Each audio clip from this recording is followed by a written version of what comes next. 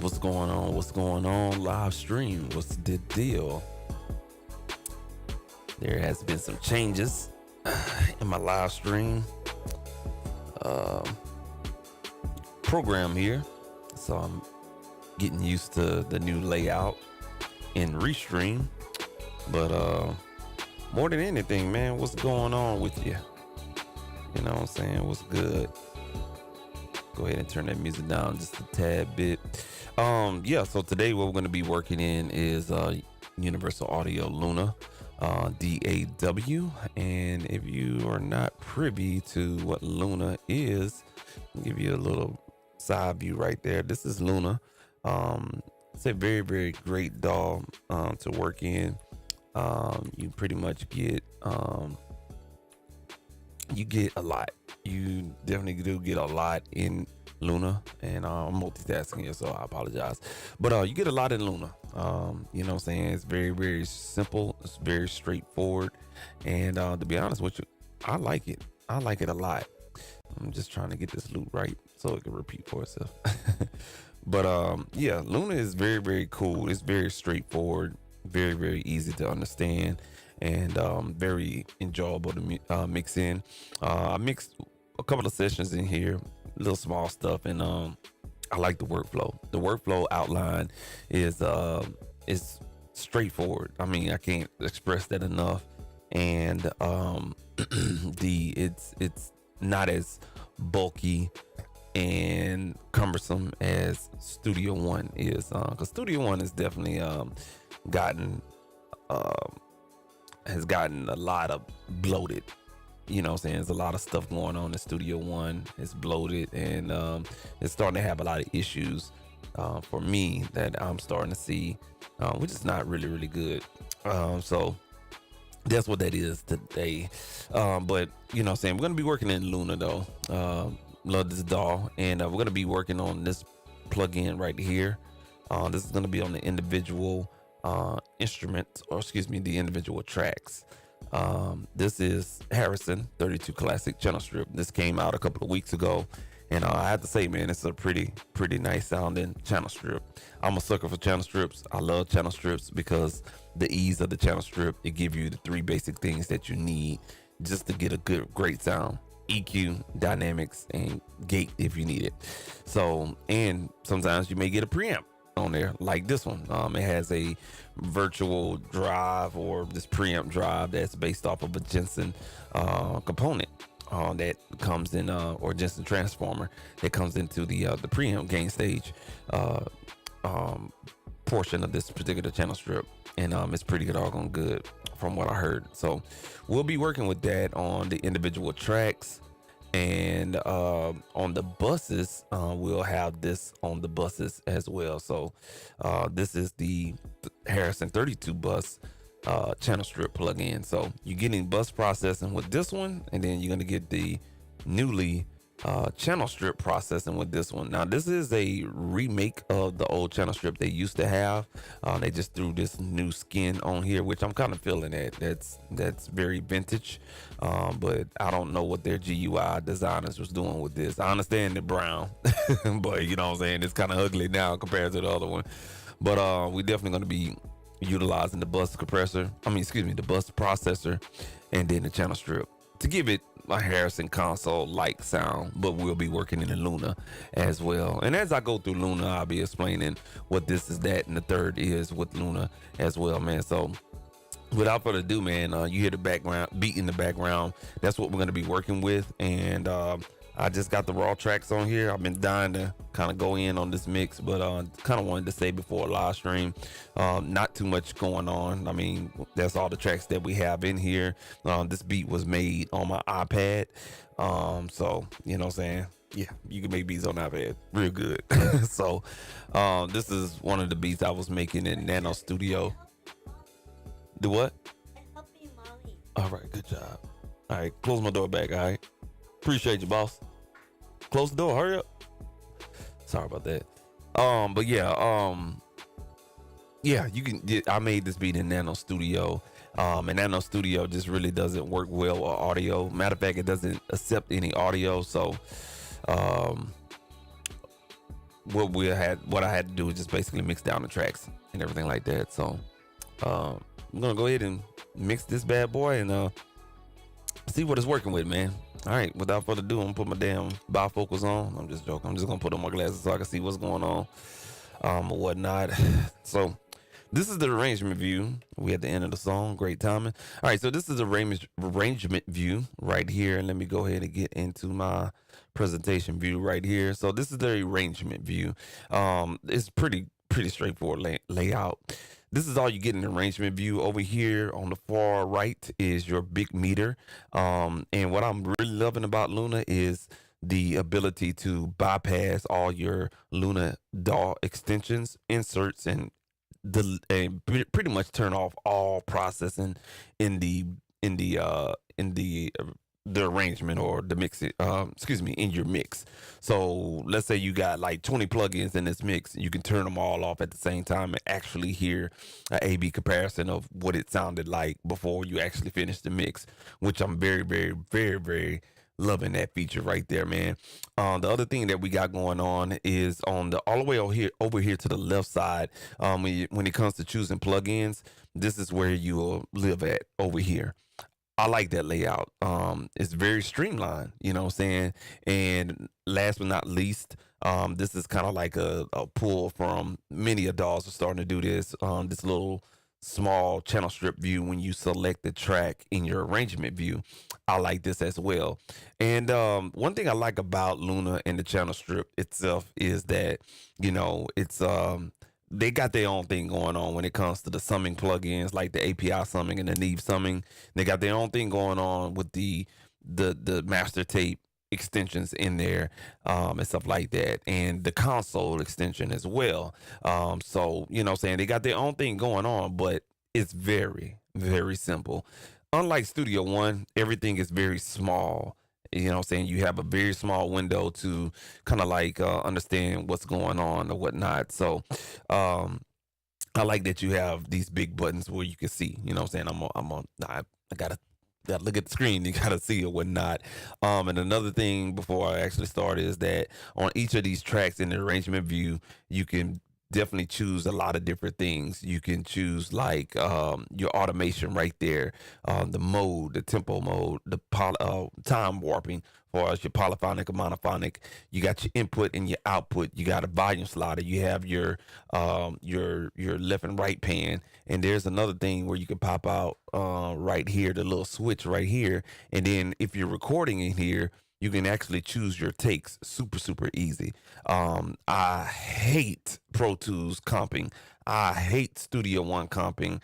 And Ableton Live, they almost had it right, but I think Luna has it right when it comes to audio comping, when it comes to recording small parts or whatnot. So you just pop that in, pop that out, boom, just like that. When it comes to switching, the DAW, I mean, control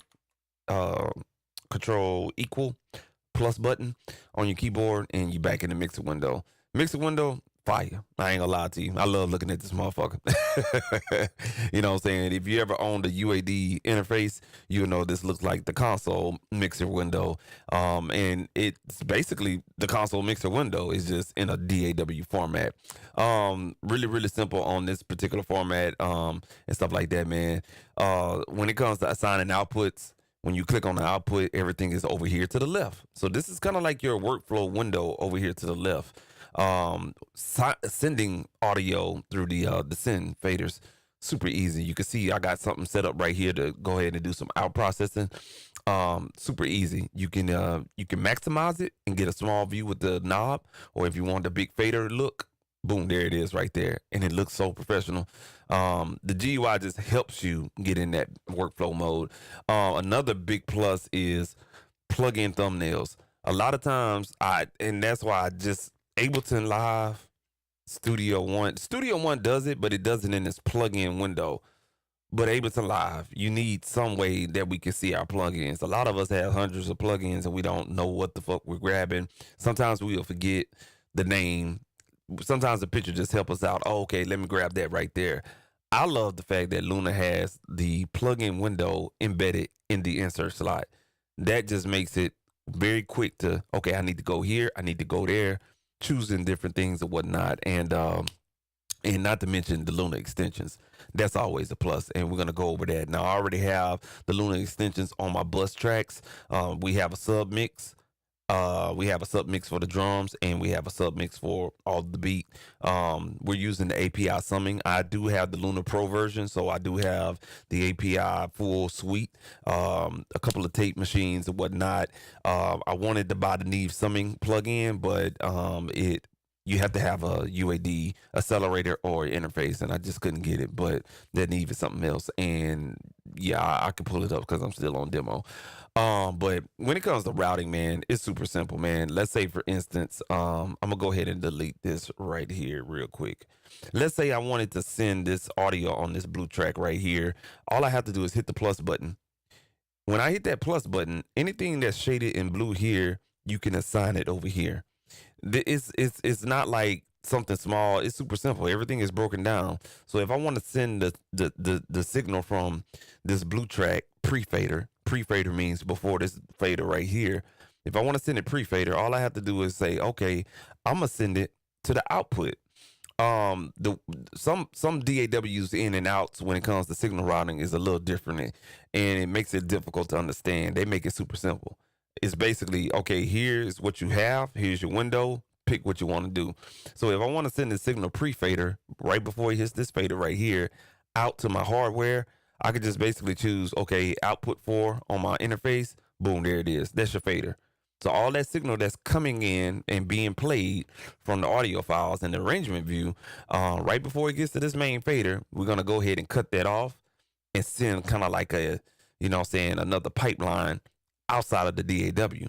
That's one way you could do it. Or another way is just basically changing the whole output and bringing it back in on a separate track. You could do that, but you know what I'm saying? You ain't got to do that. You know what I'm saying? You can do it 2 different ways, or whatnot. So this is my bass track, and I'm going to be sending that out to the, speaking of that, turn all my equipment on. I'm going to be sending it out to a channel strip, 2 channel strip that I have here, and everything like that. So, and last but not least, this is kind of like your mixer view right here. So if you want to turn off certain things and just see it, let's say you just want to look at the outputs, there you go. Now it's like this because I got a big resolution on on my monitor. But if I want to see just only the sins and outs, there we go. Then I can go. Let's say I want to see the inputs. Okay, I don't want to see all of that. Let's say I just want to see the tape. You know what I'm saying? So you can turn some of these things off, hit the buttons. You know what I'm saying, and customize how you want to see your window, and everything like that. But in this case, we're gonna see everything.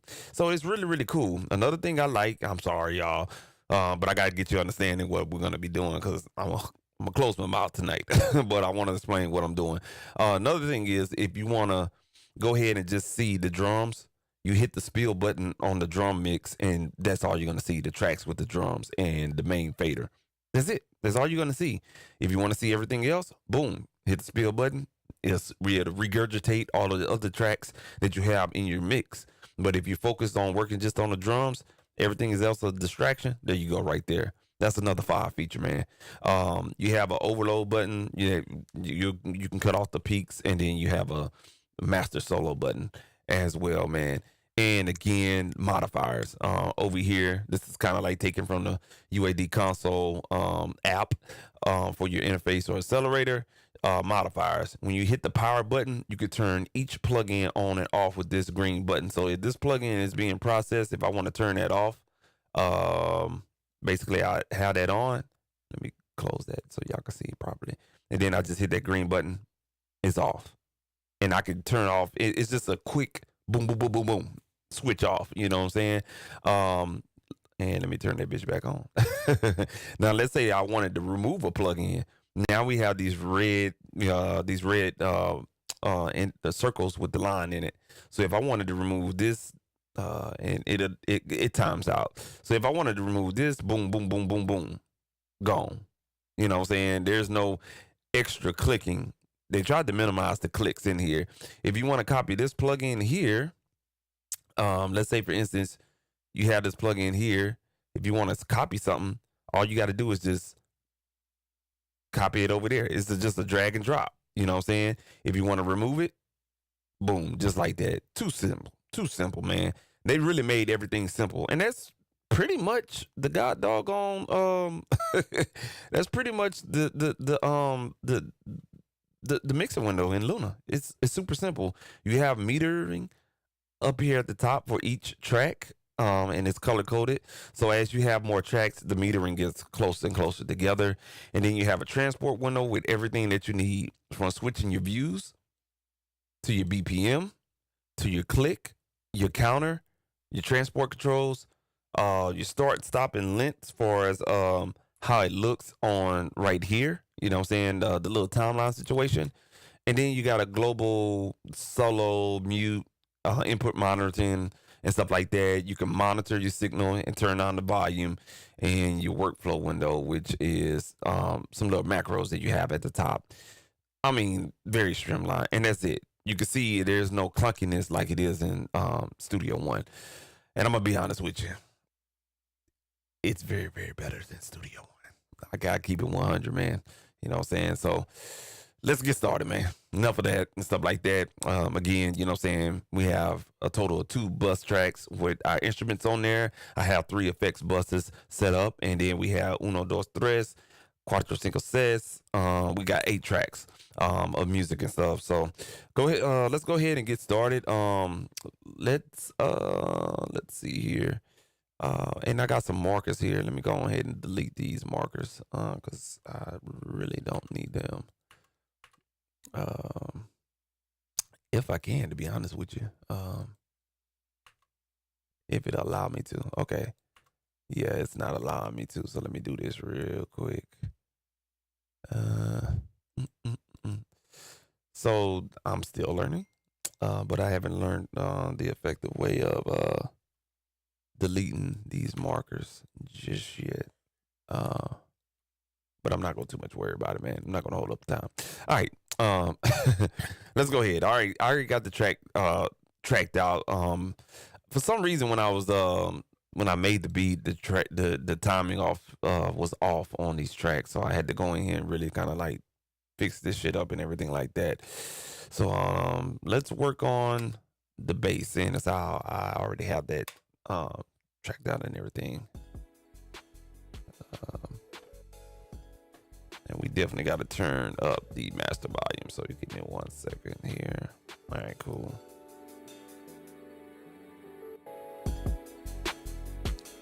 So you can see the big meter over here at the right. It'll always stay there regardless of what window you're in.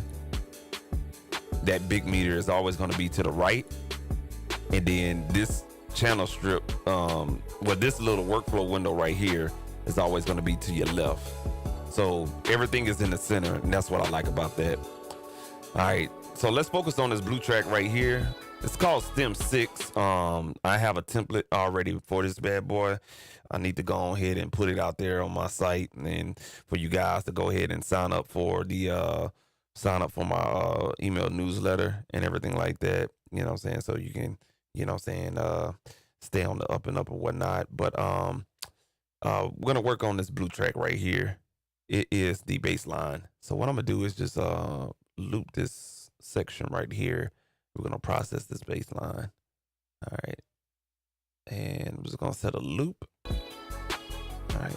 So basically this blue at the top right here, that is your loop. This is the loop button on the transport control.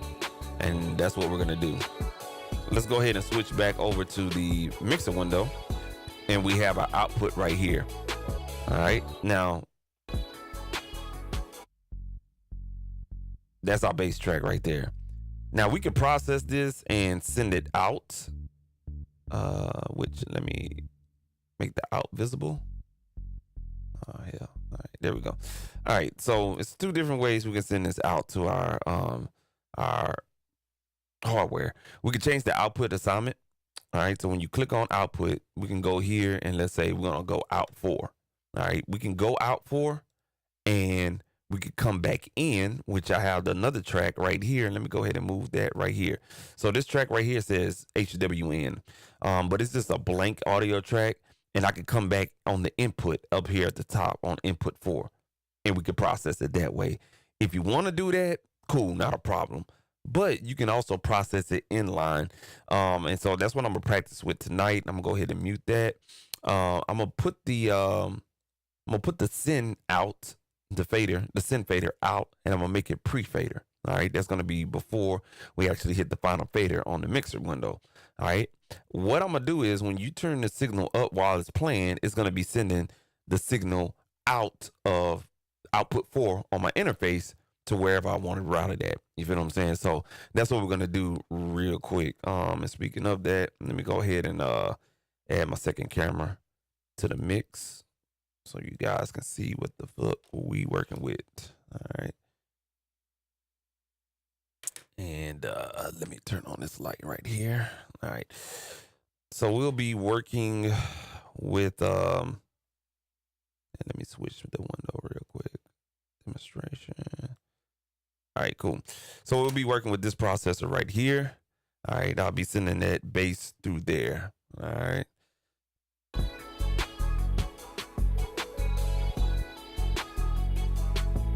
Because I'm sending it out, and let me show you guys again. All right, cool. I'm sending it out on output 4. So you have to remember, you know what I'm saying, make sure that this is going to be on its proper assignment.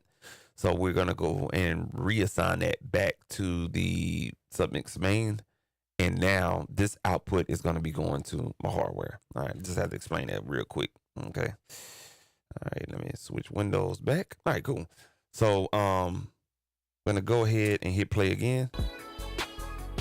You'll notice there's no signal coming to this processor. So what I'm going to do is, hold on, y'all. Give me one hot second.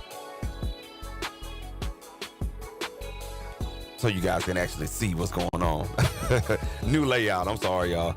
All right. So, all right, there we go. Low lighting here. Yeah, give me 1 second, man. Give me 1 second. I think we got a issue with autofocus in here.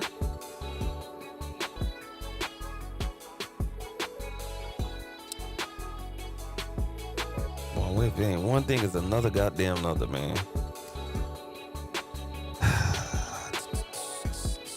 Let me give you some light, man, so this damn camera can pick up. My webcam, I may be blown out and my skin may turn blue, orange here, but I got to give it some light so the camera can focus in. All right, so what we're gonna do, if you focus on the top left corner, that big ass send fader that my mouse is on, we're gonna go ahead and turn that fader up, and we're introducing signal into the processor. And that's basically what we're doing. We're sending the base signal to the processor before it actually hit the fader. And so it's in line though. You see what I'm saying? So if you really think about it, it's like, okay, you got your signal coming down. Let's see, right? You got your signal coming down and then it gets split off. So just look at my pinky finger. Now that signal gets split off in line and it just makes another pipe. So now you got a parallel pipe going down. So this is also going to the base processor and kind of like it's kind of being looped back into here. All right. So we're gonna solo that. Now you can look at the processor. We got a shitload of signal coming in because we got a red, some red situations right here, and that's the preamp tube character or whatnot. So if we back off on the send fader and get it kind of right there in the middle of that orange meter. So that's where we kind of want to be at right there. Now, if I turn down the preamp gain,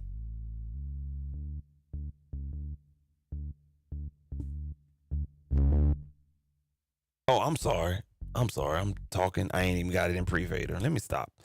So just remember what I'm saying, but make sure you press on pre-fader. So this is what I'm talking about. This button right here, man. Make sure you have pre-fader on.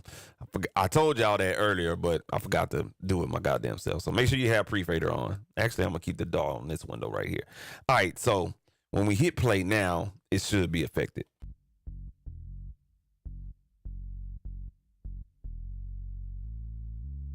And we should be coming through mixer, if I'm not mistaken.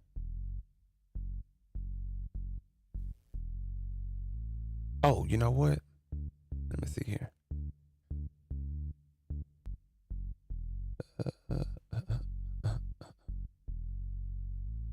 Yeah, I don't have it. I have it routed a little differently.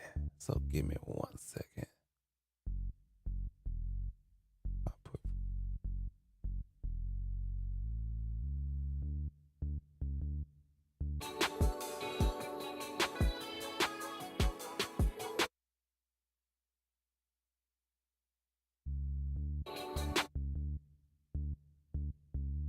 That's what it is. All right. I'll explain it to y'all wrong, man. It's not in line. We have to basically pull it from um we have to pull it from this other track right here. If I got it correctly. 5 and 6. So I'm just gonna choose input 5 over here. Or actually input 6. And when it's pre-fader, it's gonna skip all of this coming down. I'm sorry. And then we're gonna bring it to the new track over here. I'm sorry. I'm thinking about a different workflow in Mixbus. So yeah, that's what we're doing. We because it doesn't have like a pipeline type of plug-in or whatnot, we have to put it back on the this pre-fader. Basically, this pre-fader send. we're basically not coming back down the pipeline on this fader. We're actually coming back on an actual separate track because we're coming out of the DAW. If we were doing this for a reverb, it'll be the same way because the reverb be over here on this bus track. So I'll explain that wrong and I apologize for that. I'm thinking about a different workflow. All right, so we got 6 here. Let's go ahead and hit play.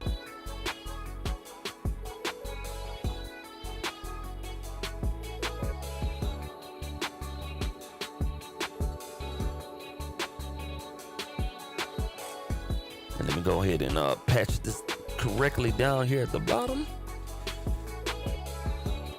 So that's the Pro channel here. And we just need to move it to... Oh, shit. Yeah, that's correct.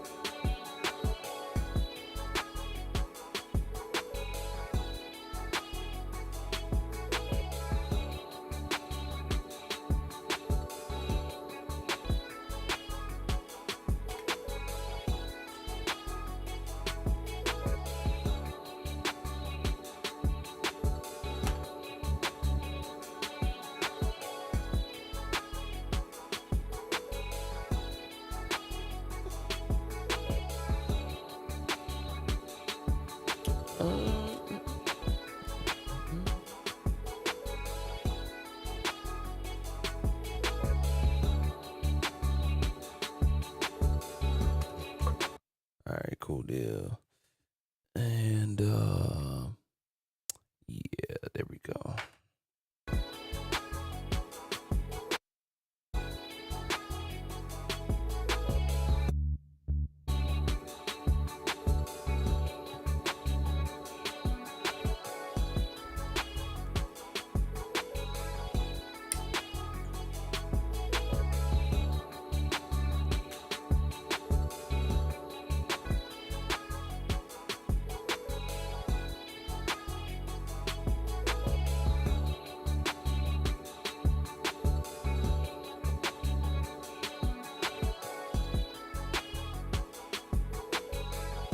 And I switched interfaces too, so let me check something here real quick.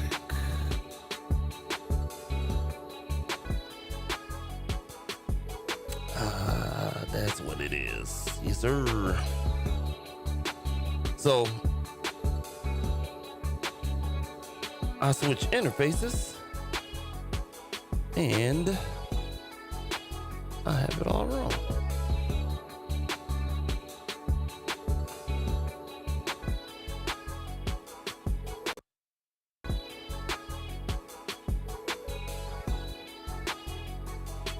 Yes, sir. I have it all wrong. I have it all wrong. So disregard whatever I said.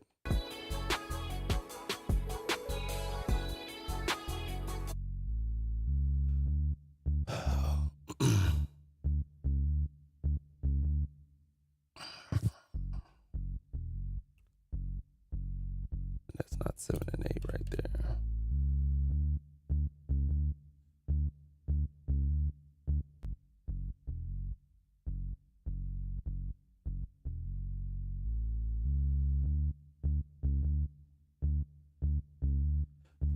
Let me see. Yeah. Okay. Coming out there, coming back in.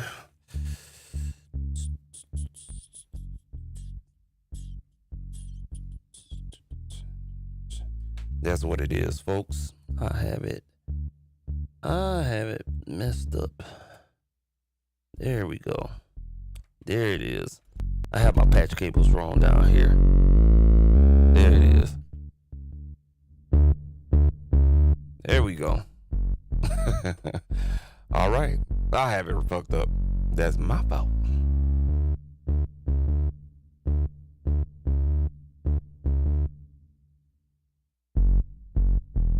There we go.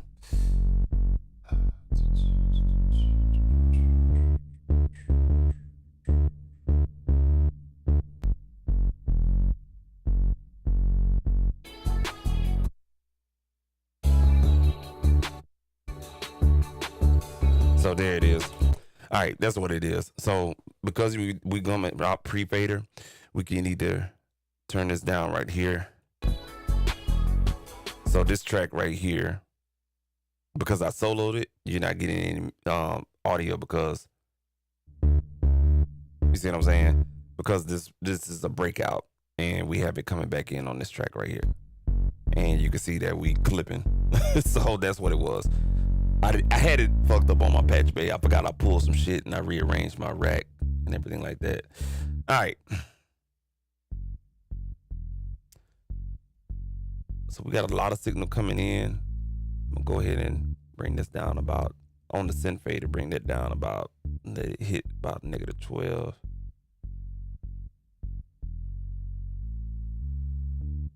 And what I'm gonna do is bring up the impedance on the preamp, make it a rounder tone.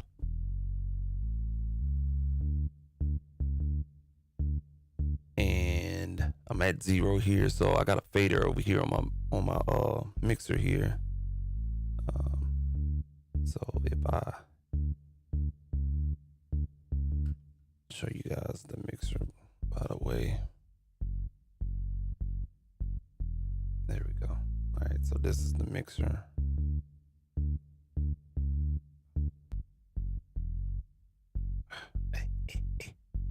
There we go. It's probably not gonna focus, but so that basically that processor is sorry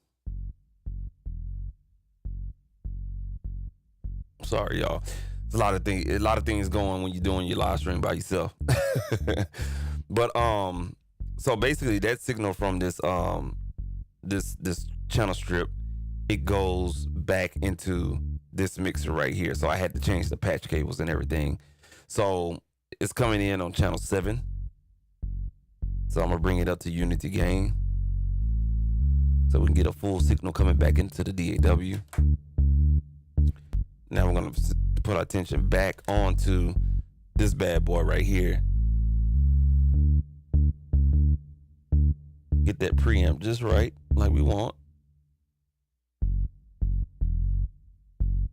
So I'm adjusting the the preamp impedance to get different type of flavor.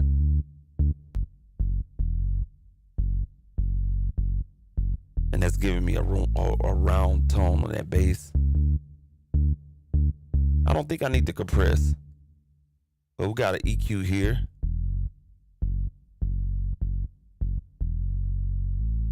But let's say, for instance,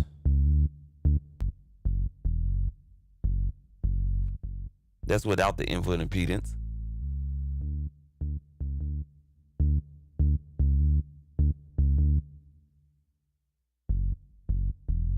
About right there. That's the low mid.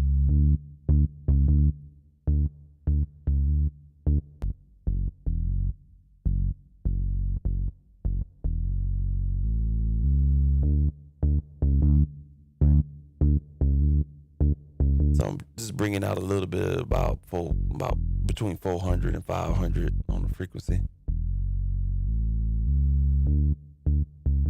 See how kind of dead it sounds?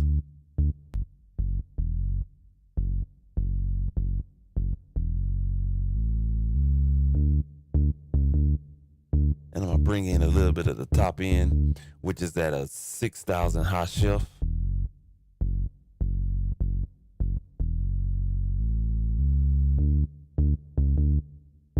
And I'm gonna make sure that this master button is at 0 because it's already passing through the mixer. Now from the mixer, I can go ahead and just fine tune everything.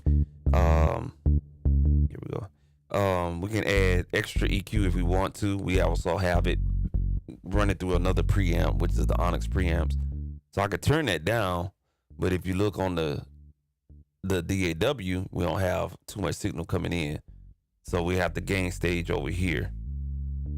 And if you can see the master meter fader on this mixer, I want to get it to where it's hitting the amber, the first amber light pretty consistently. And we got a healthy signal coming back in the DAW without clipping or anything like that. The interface I'm using, I'm thinking about selling my Focusrite and going fully Motu. So I have a Motu M6 I'm testing out right now for the converters. If you know anything about Motu, the converters is probably better than UAD. It's right up there.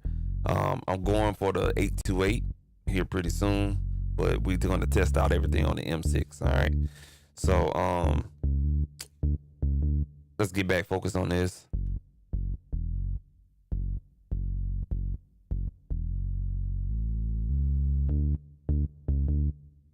I don't think there's much you can do with a bass besides turn the bass up and really accentuate it. And so that's the EQ bass. So if you really wanted to get crazy with it. But it's all about how it sounds in the mix. All right, so let's unsolo it.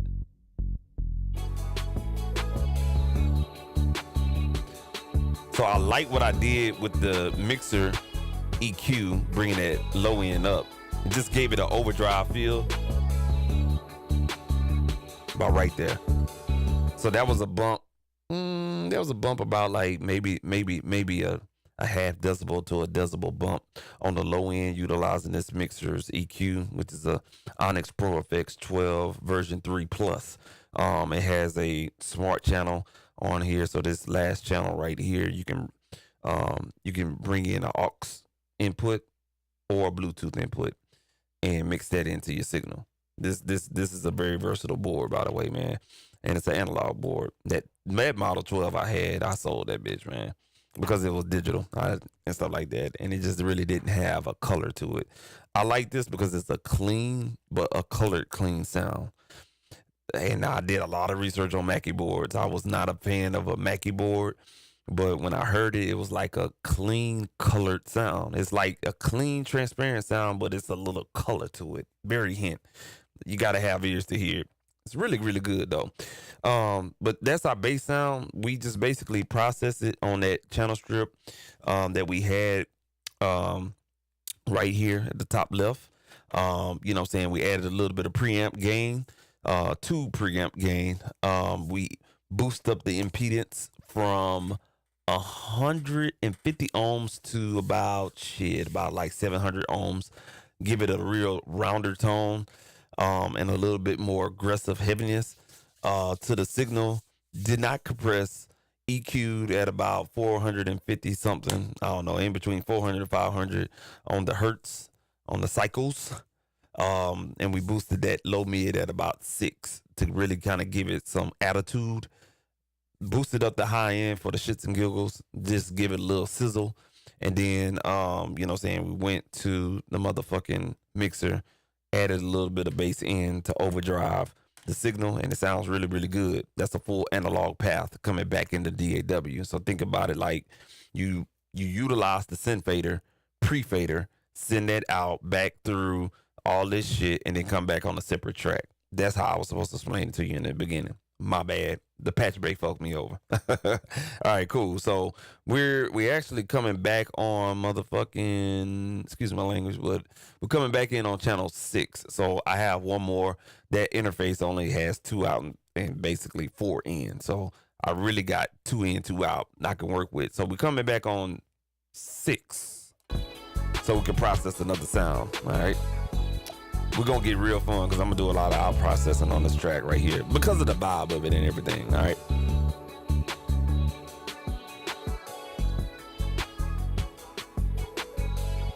All right, cool. So we have that established, right?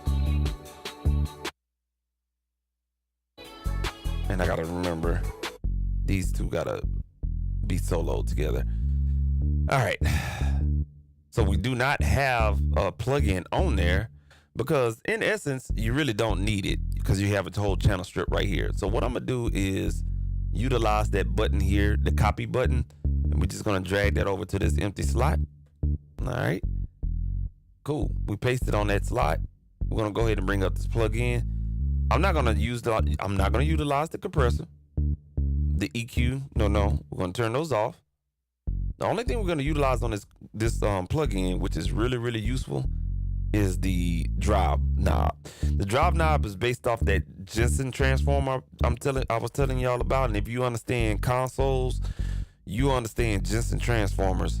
And if you ever heard of Jensen transformer sounds really, really good.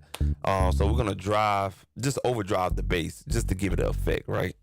So let's go ahead and take it out of solo. So this fader right here is at 0. You can barely hear the mix, right? But we're gonna go ahead and overdrive it.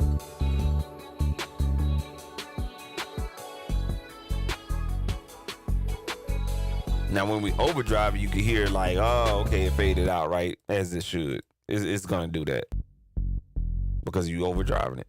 So we got to find that happy medium where we can still hear it and still get that grittiness that we want without it having to be in solo.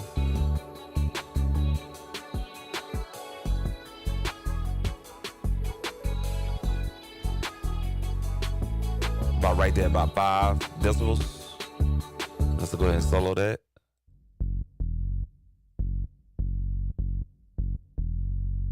I'm going to take it out. Back in.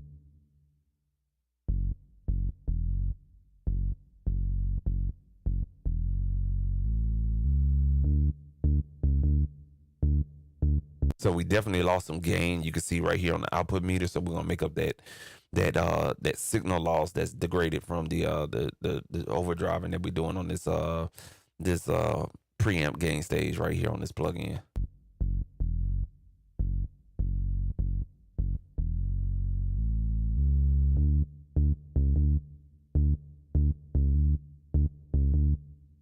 Take it out solo. I like that.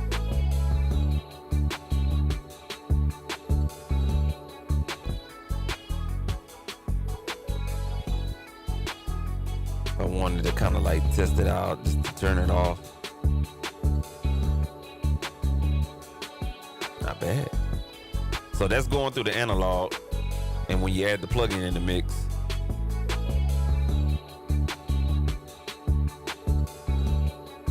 it has a fuzzy round bottom to it. You know what I'm saying? I like that. And now we can just kind of mix that in the mix right here.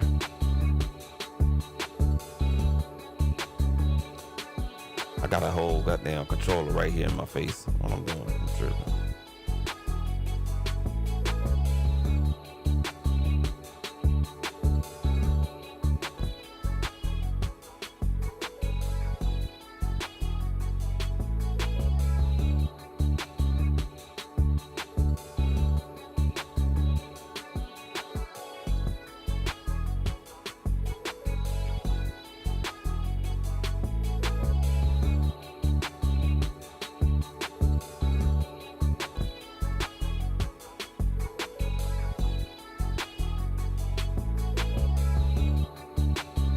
I think that's it right there. here on the sub mix. I'm gonna go ahead and get the I need a plugin that I can switch from mono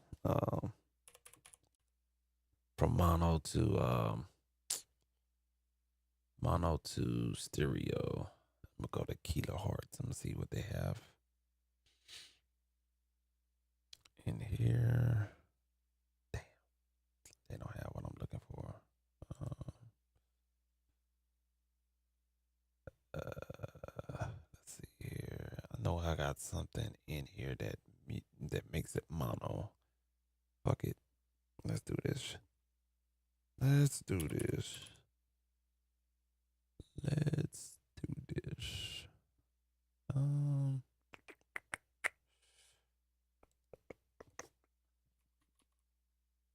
Let's do this. All right. When there's a will, there's a way. There we go. That's what we're gonna do. All right. So we got this stereo plug-in. We're just gonna make that mono. And we'll just turn it on and off. There it is. So that's our mono signal right there. So that bass is still kind of humming.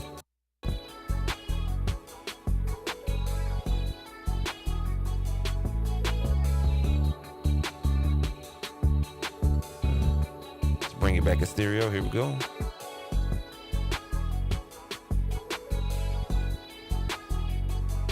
I like that. Another good thing about Luna is if you, let's say for instance, you like this plugin and you want to use it to make these screenshots appear on the insert slots, just hit the plus button. Hit the plus button, go down to utilities. It says create plugin icon. There it is. It's super simple like that. That's now when I figured that out, I was like, yeah, I'm fucking with this all day, all motherfucking day. All right, so we'll go ahead and turn that off. And what we're gonna do now is just turn up our sub mix right here. Cause I'm starting to can't hear what the hell I'm doing here. Turn it up a little halfway right there. All right, cool. So that is our bass sound that we got processed, right? Let's say, for instance, you do like that bass sound. Now we have to record it, all right? You see, we got a lot to record, and we could record it all the way through, but I'm going to practice on recording one part and then just kind of like copy and paste it and see if that'll work, all right? So let's go ahead and take it from the top here, and we already have that turned down. So what I did was record, enable my track that I want to record. I have the input monitoring on, and I have my source track that I'm pulling audio from. I have the fader turned down. All right. So let's go ahead and record this one little section, this one little clip right here, and see what happens.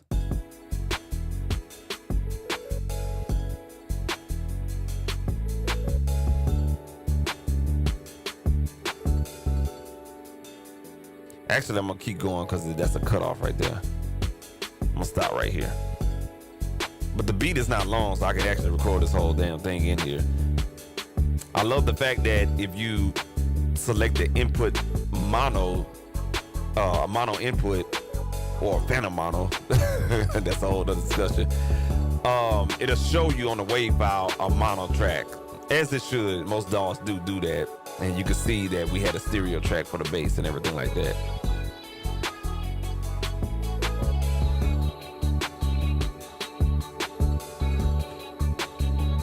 I think I'm gonna stop it right here in the break because I want to check something real quick.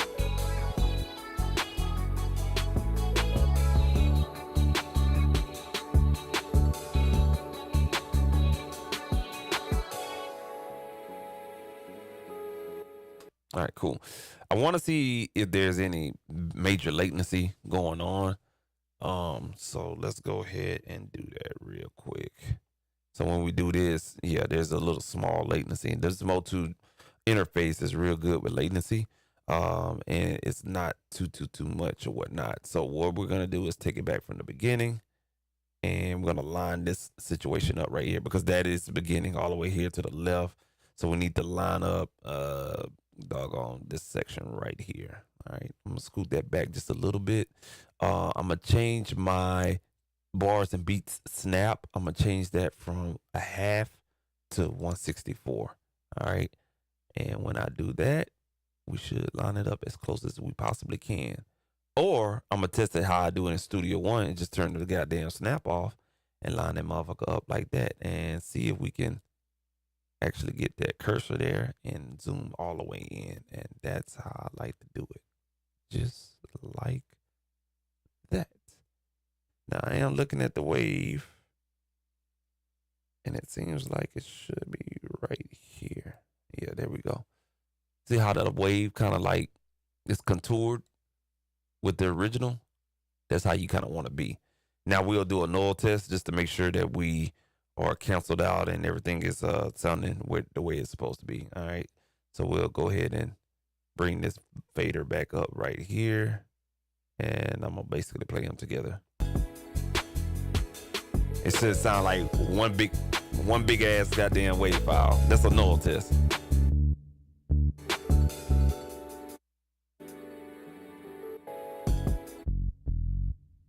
So both of them are solo. That's it. That is it. Cool beans. So it kind of operates the same way I would work in Personas. Giving me a further reason just to go ahead and ask that subscription. Stuff like that. All right, cool. So we are done with that particular track. We can go ahead and move on with our lives and continue on recording this second part here. All right, we're going to just do that really quick. All right, let's go ahead and record that. Take this off of solo. All right, and here we go.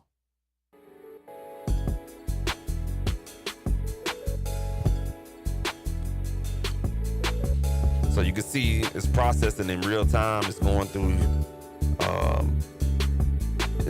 that up there. Signal coming out of the DAW, going through there in real time, coming through the mixer, back in the DAW for recording. You know what I'm saying?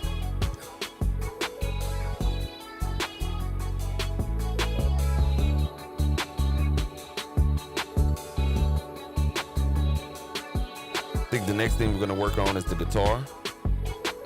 I got something for that ass. I don't know if I want to use amplitude or this guitar modeler over here. All right, so that is it for the guitar.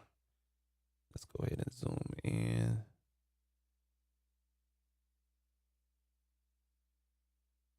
Here. And let's make sure again that contour is on and popping. There we go. And that crossover point. So you see those crossover, the line, that when that wave file crosses over that line right there, we should be hitting that line, give or take, about right there. That's if you want to be very technical. You see how I'm off a little bit? Like I'm really being extra right now, to be honest with you. But that's where we need to be at, about right here. Boom, there it is. All right, so when we play it back here, I'm sorry.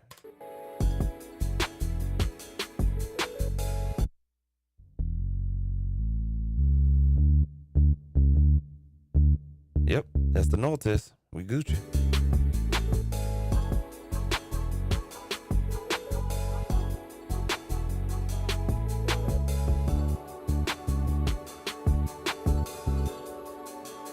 Just the double checking. All right, cool. So we good. That's the base right there. All right, cool. Let's go ahead and we got our sample right here. Let's work with that. And then I'll go to the drums. All right, let's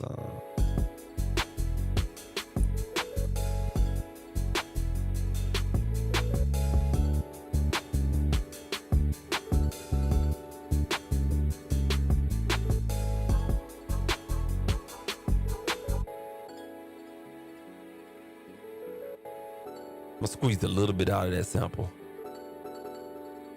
because we got those little how I trigger that sample.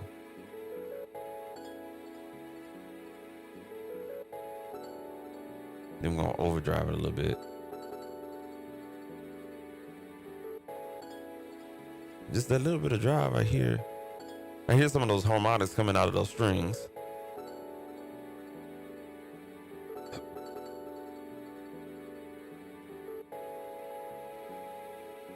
Let's bring out some of those high string parts.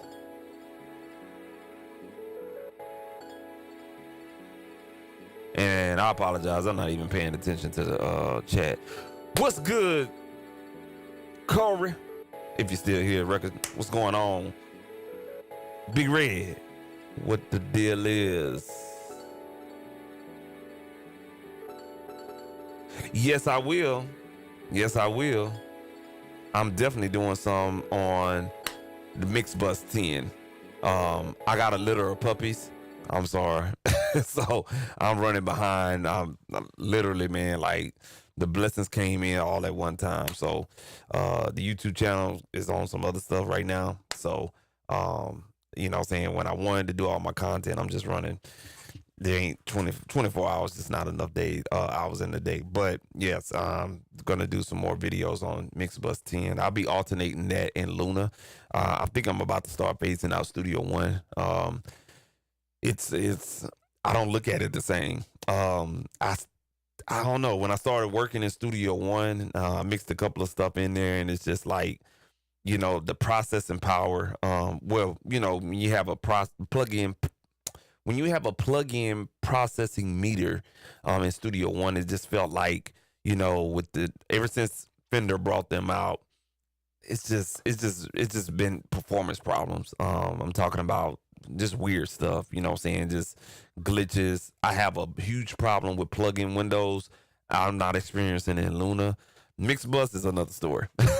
You know what I'm saying? But you know what I'm saying, I like Mixbus workflow. I like Luna workflow. It has a real analog console workflow. Studio One, it's more modular than it is workflow, analog workflow based. So it's kind of like you lose out on that a little bit, but I got you though, man. Matter of fact, my next live stream, I'll do it on Mixbus 10. I'll definitely do that for you, man. So if you're not subscribed, go ahead and subscribe and stuff like that. And I got you for sure. Because I do have something to mix in there. I love the feature that they added the SSL in there and stuff like that. And I'm telling you, it's a sweet sounding DAW, man, for sure. DAWs are now starting to have a sound, to be honest with you. You know what I'm saying? But yeah, man, appreciate you tuning in. I'm sorry, I didn't even have the chat open. Let's get back to this string. We was EQing right at about a high mid.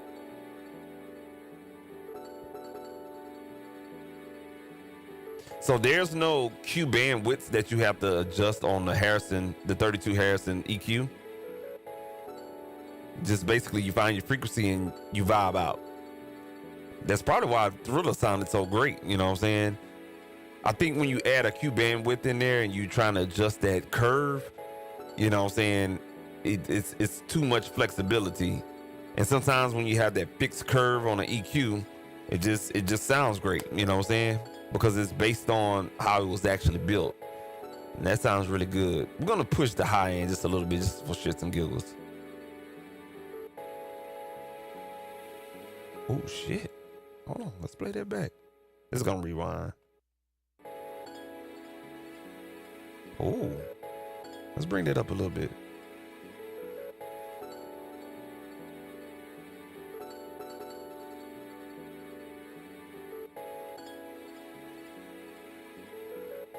I like that.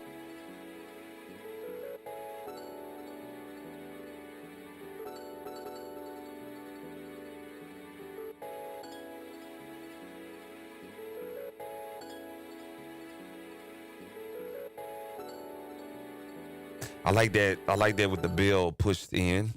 With the bell pushed in, it actually moves the frequency from, I had it set at a shelving at about 6.2 cycles. When you push the bell in, it moves it up a whole nother 4,000 cycles to 10,000 cycles. And I felt that mid present come in. I like that right there. That's sweet right there. I like that. What we're gonna do is put the, yep, there we go.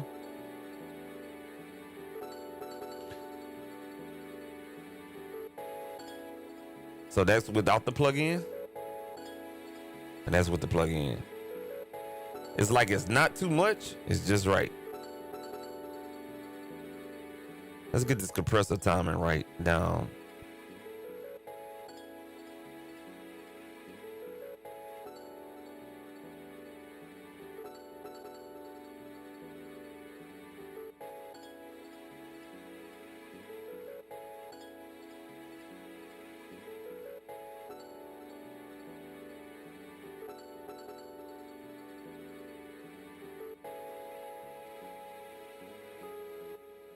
All right, got that timing right.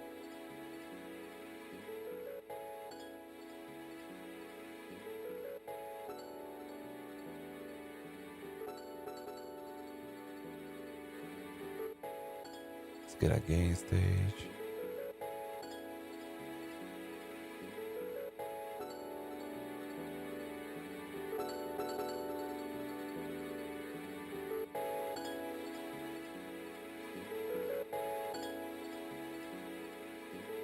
There it is. All right, so that's the strings. Let's bring it back in the mix. Nice.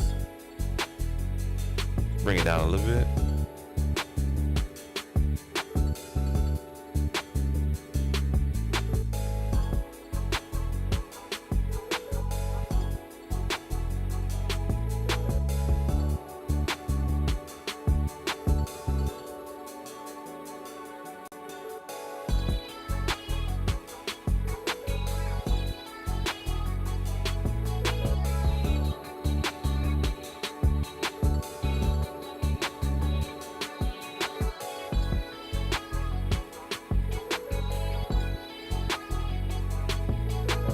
Just turning up that sample on the plug-in just a hair bit. All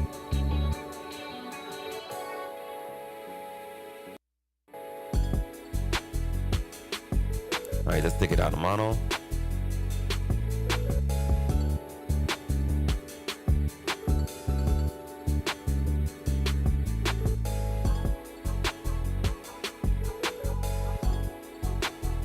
Those vocals, that's what we need to work on next.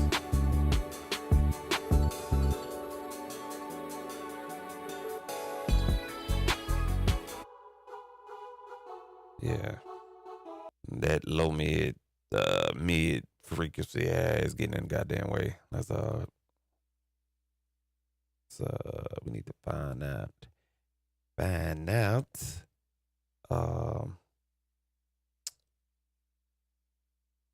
the doggone what frequency that is.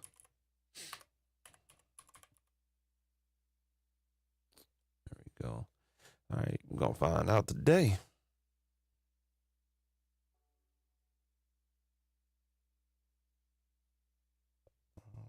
Okay. Yeah, we should be getting it right here.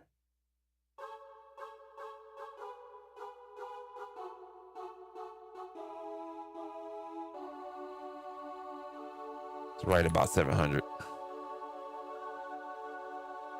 Yeah, about 700. Yeah, about 700. 700, give or take. All right, let's work on that.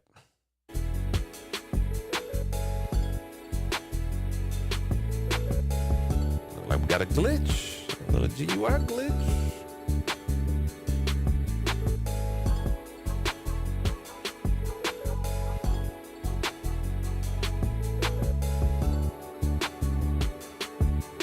Just to take that one little frequency band out from the vocal. It's got a nice dynamic sound to it. No need to compress.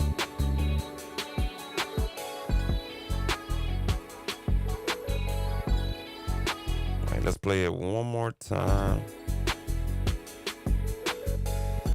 And let's go right here.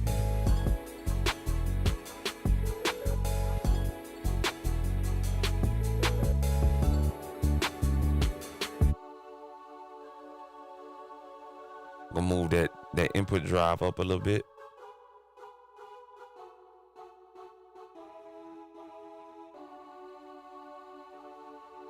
Make it sound a little dirty, a little bit vintage vibey. All right, let's bring it back in the mix.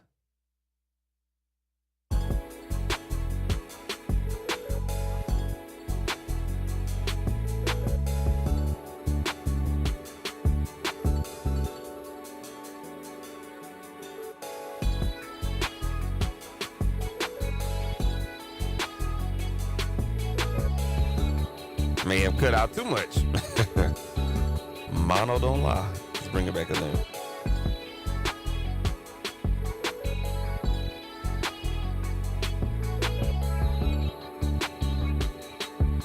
About right there.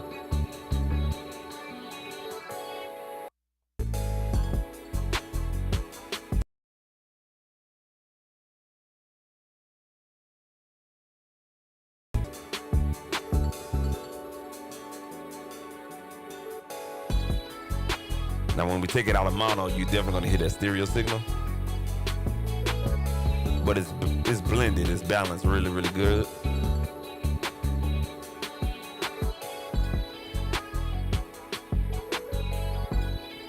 I like that.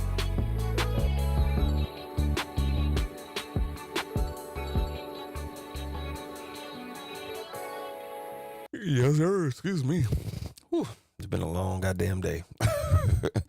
All right, so that is the strings. I like the way it's sitting right now.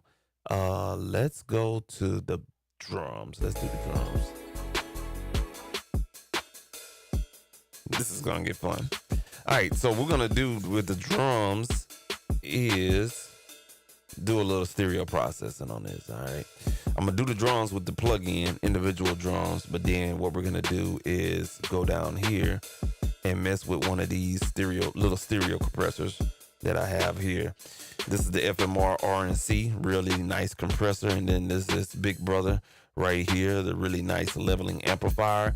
This has more of a vintage vibe sound, very, very warm, dark, fat sound. This is very clean and transparent. We're gonna choose which one is gonna work. I think I want to go with the limiting amplifier. The really nice limited amplifier, because the reason why it has, I'm looking for a warm, darker tone. So I think that's what we're gonna go after. So we went on ahead and cut it on. It doesn't have an on-off switch, so I have to have a on-off switch plug. I'm gonna go ahead and set it at my 2-to-1. Set my things real quick. All right, cool. Let's go ahead and get let's go ahead and drive some signal into the compressor. All right, so how we're gonna achieve that is we want to basically do it the same way we did it before. All right. And I have to free up something here. Let me see. Let me just make sure I don't have input. Okay. Yeah. Let me go ahead and take that bad boy out of there. Let me go ahead and just make sure. All right, cool. I'm gonna take the submix. Oh, it won't work that way. It won't work that way. I'll take that back. Oh, wait, you know what? You know what? Hold on. Let me think about this. My little boy turned the fuck up. All right. So we don't have an input because we have the API summing on that bad boy. Not a problem. What I'll do is I'll just take this drums, one of these.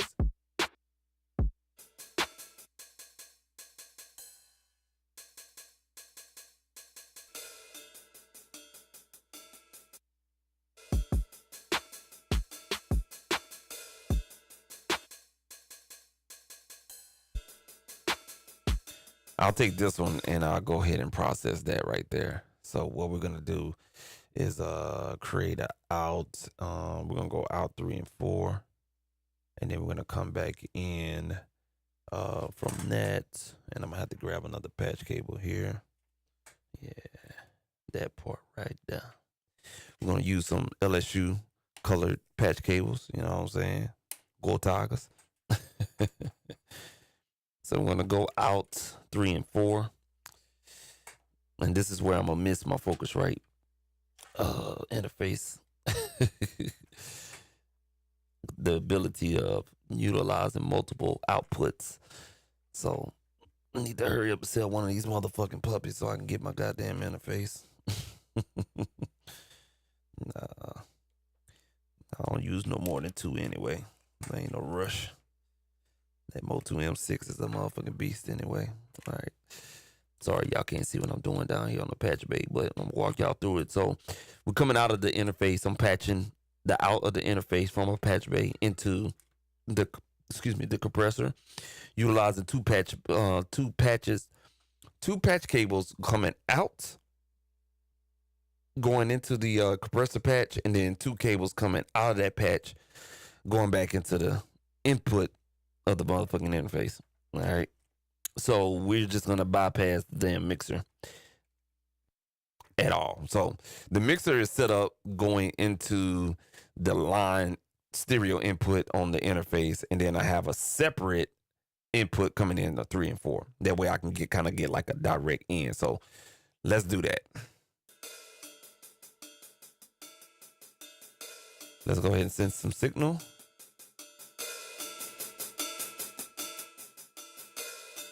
And then what we're going to do is get another track here. Let's get another track. All righty, we're going to create an audio track.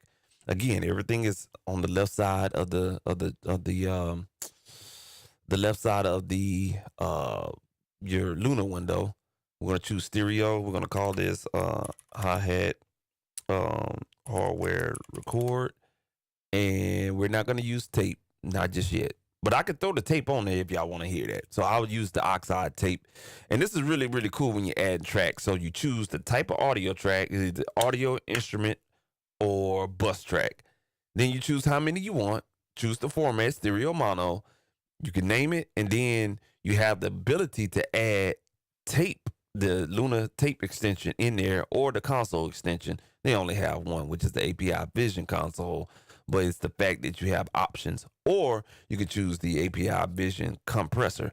We're gonna do none because we're doing our own thing. Hit OK. Boom, there it is right there. All right. So now, because it's not a part of the routing, I'm gonna have to change it. So here it is right here. I'm gonna go ahead and change that output to the drum bus over here. So submix drums. Just that simple. I mean, there ain't nothing else you got to do. It's routed already. So now when we hit spill on the drum bus, there it is right there. All right. So so this is our input. We're going to go ahead and change that to 3 and 4. See what we get.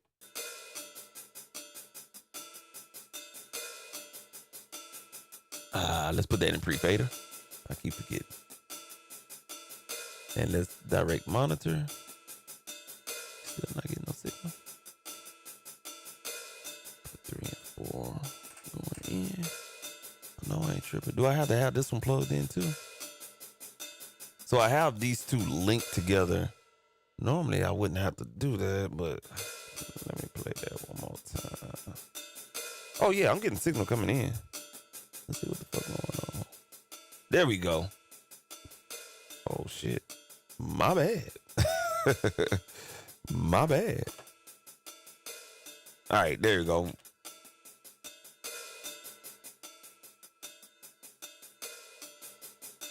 For some reason, at 2 to 1, it really wasn't getting any signal.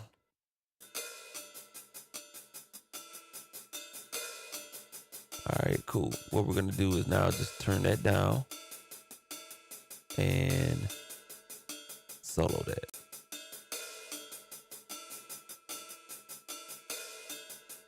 So now we basically hearing what we're doing on this.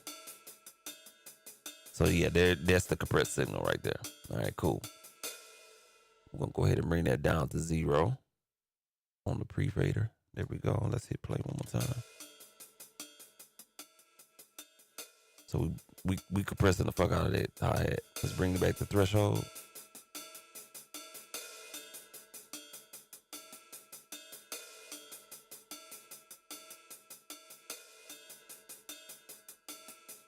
And that's at a slow attack. God damn. So you can really crush this hi-hat. But we ain't gonna do that.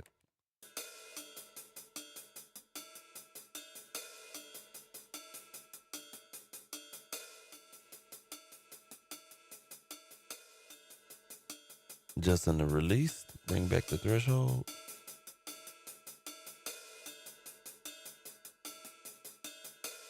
They actually let me bring up the ratio. Back off on that threshold a little bit.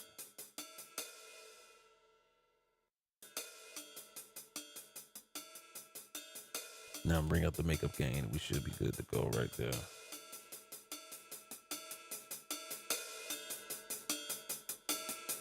Bypass.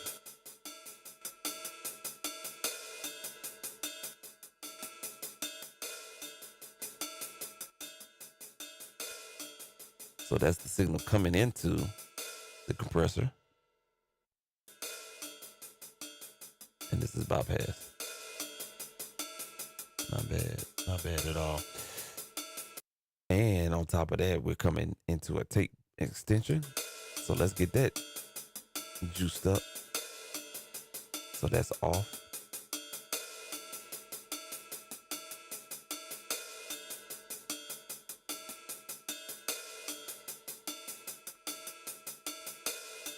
Bring that back in the mix.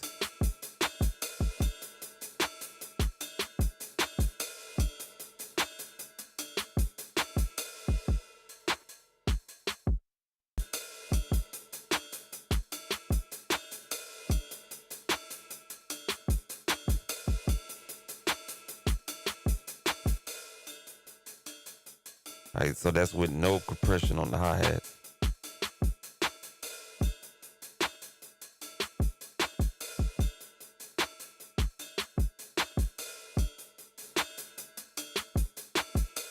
I'm just doing some gain staging right now. Y'all excuse them damn wires, man.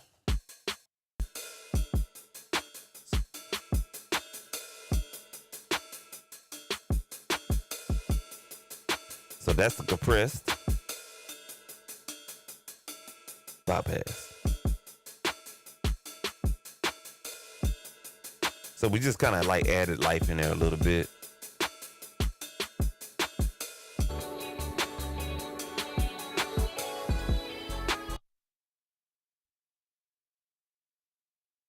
Oh, crap.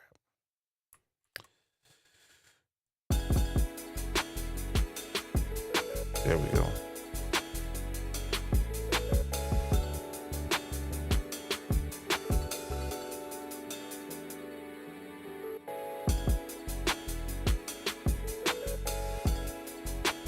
Now what we can do is just go ahead and copy an instance of that plugin on there. All right. And once we do that, you know what I'm saying, we can definitely juice that bad boy up. So the way you're seeing it is that seems like we hitting the compressor first and then the tape and then this situation right here. So we don't need the compressor because we already compressing.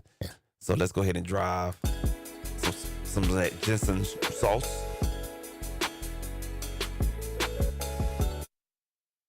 And this is what I hate. Let me move these tracks closer together.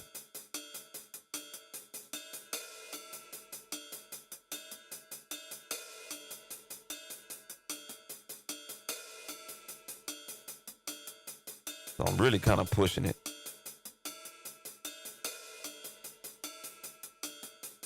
I like that. It's doing something special. I like that. Let's go ahead and mess with the EQ.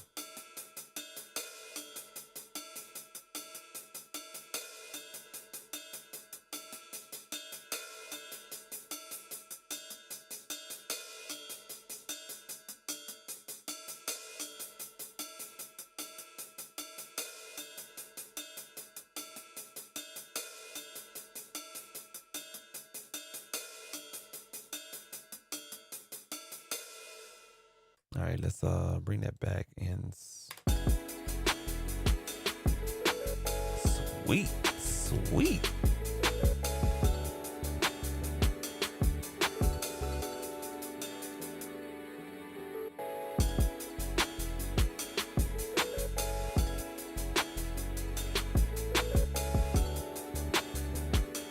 So that's the EQ off.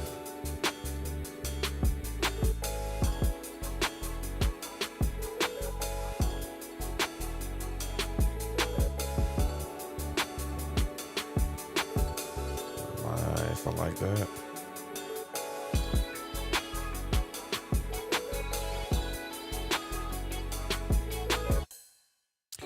Now we got to juice this one up. So let's go ahead and put some oxide tape on that.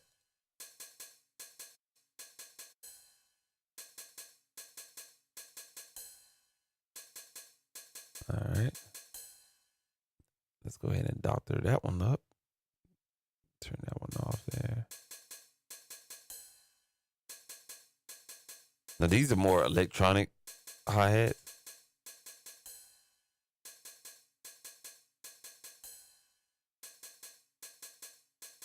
That's doing something to the sound.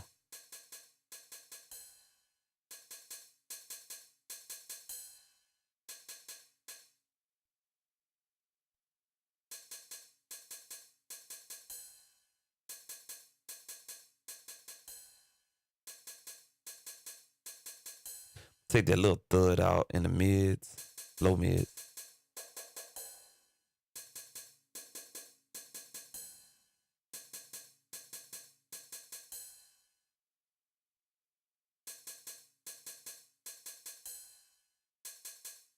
There it is.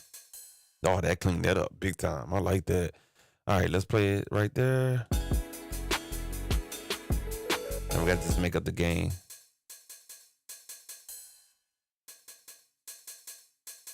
Yeah, right there.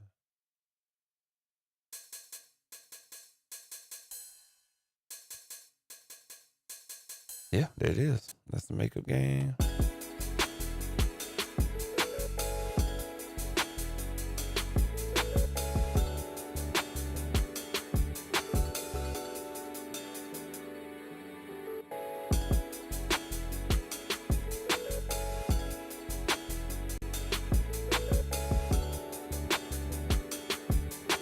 So that's in mono, what we listen to, bring it in the stereo.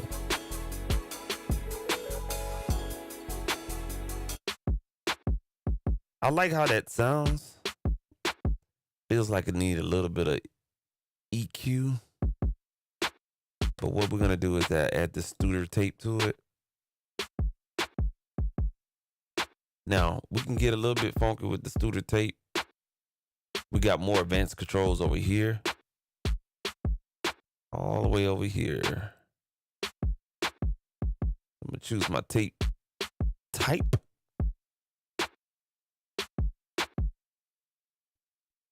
Do that one.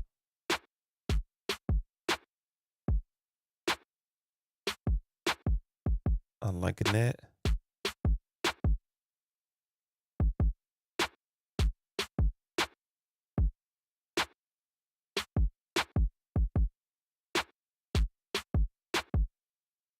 I like how 3 was sounding on the calibration.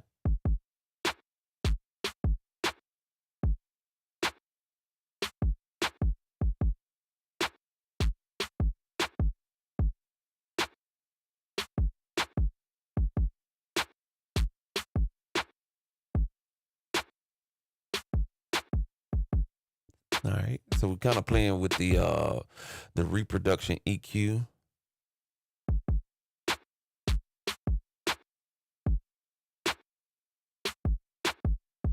Got kind of like that crunchy low end.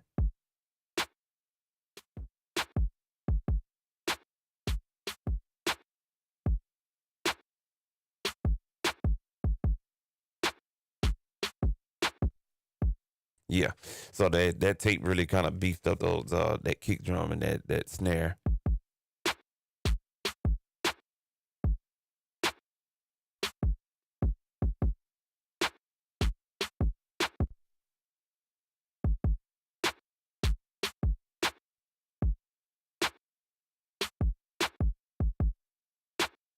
bring in the other hi-hats.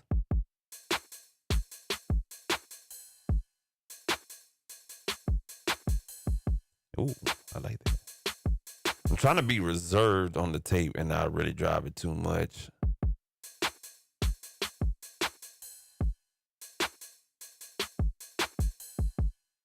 But I liking that right there.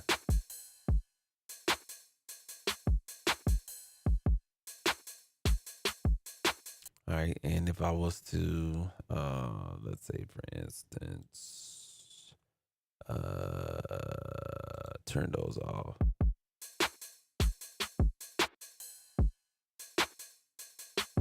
See how clean and sterile that sounds?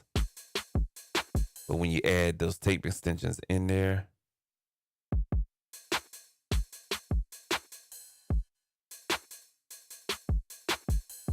this has a different color to it.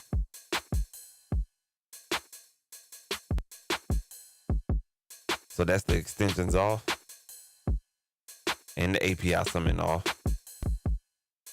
with the tape on. Definitely beefed it up. We do have the API summing on the bus track, so let's kind of get that in perspective.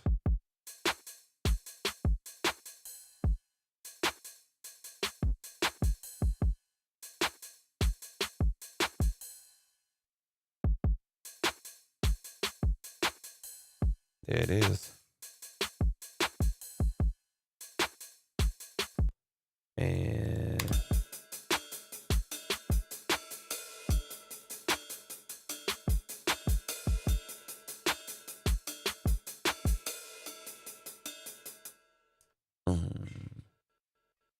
okay, oh, y'all hearing puppies? Oh, they fighting.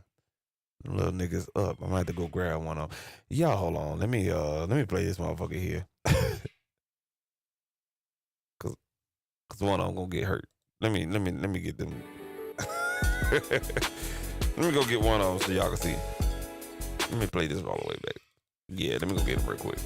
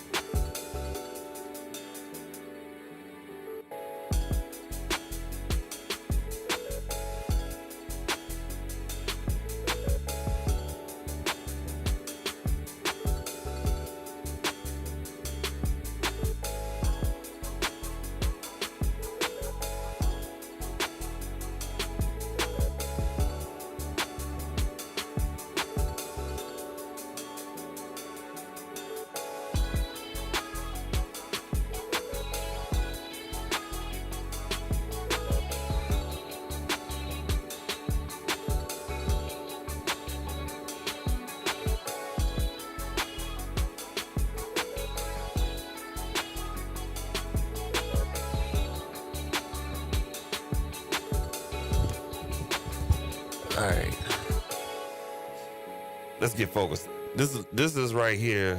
This is the culprit right here. This nigga always fighting. Excuse me. Sorry, y'all, but he always fighting. This is who this is? Let me see. Yeah, this Fluff right here, man.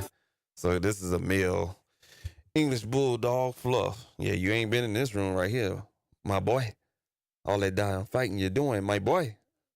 Yeah, that part. But this Fluff right here, man. Say hello, Fluff. Fluff is they'll be 7 weeks. What that be? Yeah, y'all niggas. Yeah, y'all be 7 weeks. 7 weeks right here. English bulldog. This is a black Trimerle. Yeah, this black Trimerle right here. This black Tris right here. Or whatnot. And he liked to fight, so that's why I have to separate his little ass, little self. Nah, I got a big one. I got a big boy Tank. Yeah, I'm gonna bring him on the mix bus because he got this chocolate look to him and everything like that. Yeah, man. It's a nice little vibe on there, Corey. I'm sorry, my bad, bro. Yeah, it's a nice little vibe on here.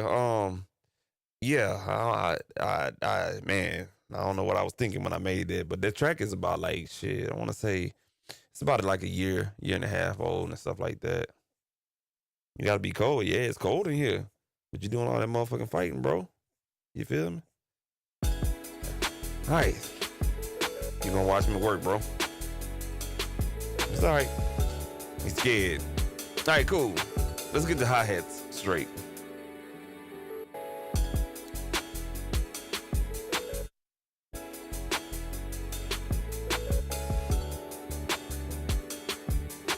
Gonna throw this back in mono.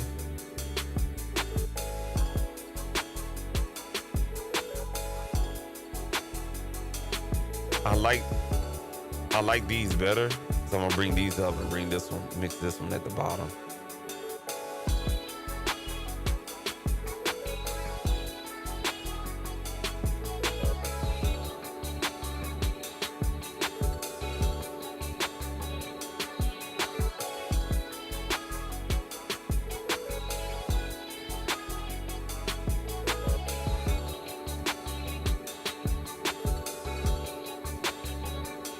There we go. And if I want to hear more of the, I could just pan them.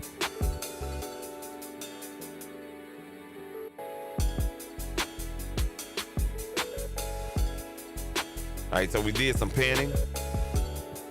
And the panning in here is like that old school Pro Tools, you know what I'm saying? That split left, right panning and everything like that.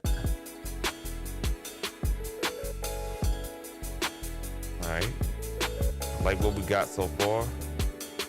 Now we're gonna bring up this 32 bus. If we need to glue this together, we can. And that's what we're gonna do. Put the ratio on 2:1. Now I could use the 2500. Okay, let's do that. You know what I'm saying? I'm gonna go ahead and pop that off right there. All right. I'm gonna use the EQ on here. Let me, I'm tripping. I'm gonna use the EQ, but I'm gonna use the console extension API 2500 for the compression. There it is. All right, so that's what we're gonna do on that. Okay. We're really gonna get some squeeze the hell out of these drums. We're gonna take our attack, make it slow, put our ratio on 2:1, fast release. Hit our link, and let's play around with our knee. Soft knee. I think the medium, we're gonna go with a norm detection thrust.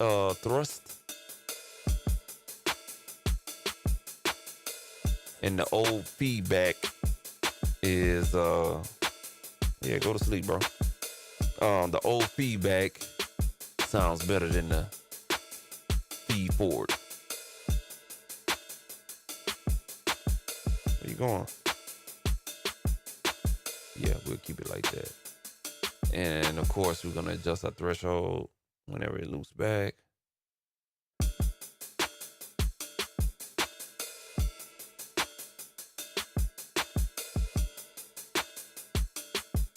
And they made this shit small as hell, so I apologize.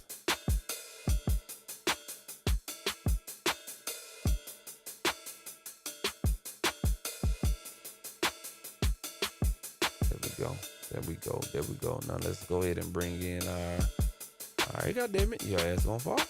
You better chill out.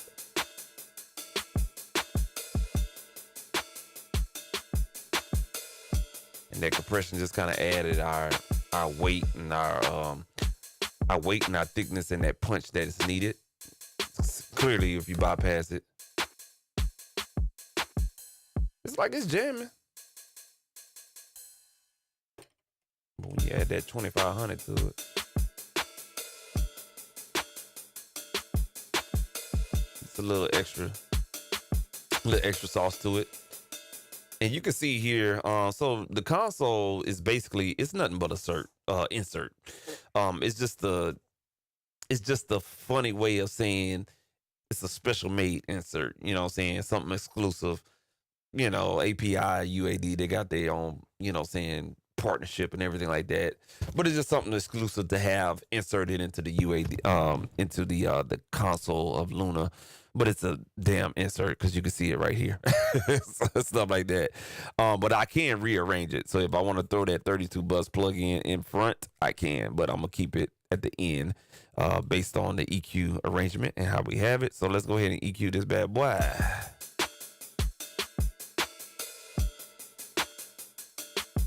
Turn that compression off.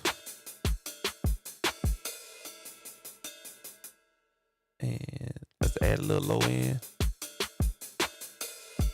Turn the limit on. Add a little bit of mid range here.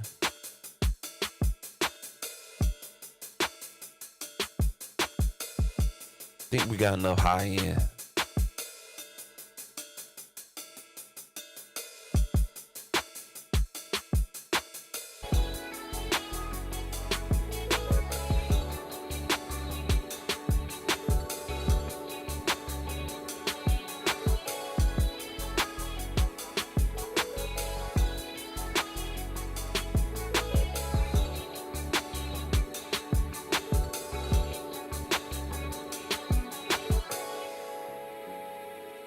You mixing too? Okay.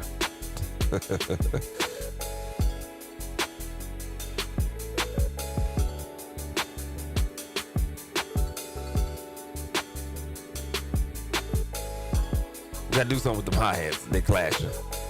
They sound good, but they clashing. Turn stem 3 down.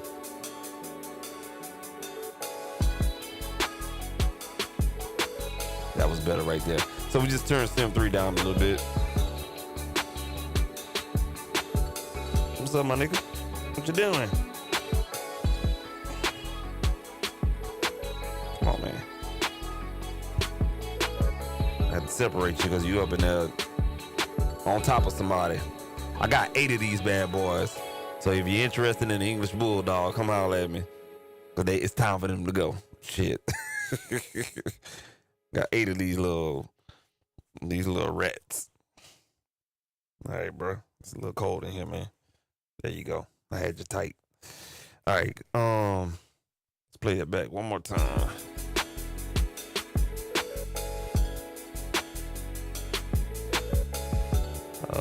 Let's go ahead and turn. So that's the drum bus with the insert plugins turned off and on. Off. On. Made a difference. Just small, subtle difference. You don't need to have a big noticeable difference. It's all about your quality though, man. You know what I'm saying? If your quality fucked up, you're gonna be basically mixing fucked up shit. I learned that lesson a long time ago, and stuff like that. So that's why it's always better to perfect your individual sounds that it is. You know what I'm saying? Just kind of like, oh, we just do all the drums, mix all the drums together. Nah, it starts with each sound or whatnot. And you got to get it right in production. If you don't get it right in production, mixing ain't gonna make it any better. You got a lot of people thinking that, oh man, I'm gonna record the vocals fucked up. I'm gonna record the vocals hot. I'm gonna come in with the drum machine, you know what I'm saying, blasting. Nah, get that gain down. You understand that gain stage, man? Your production's gonna go a very long way. Ain't that right? Yeah, you just learned, bro. All right, cool. That's the drums. Let's look at everything else. I think we're vibing right here. I think the drums could come up just a little bit. Let's go ahead and turn on that mono plug-in.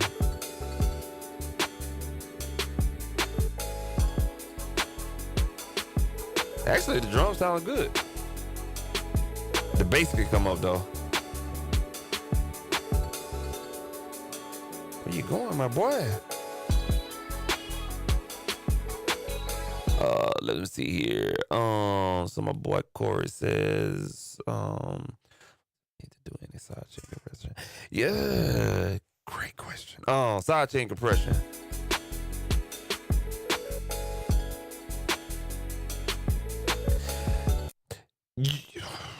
That's a very good question. Because you like, okay, so to answer my boy Corey question, is there any need to? These dogs cutting up tonight. Is there any need to do sidechain compression?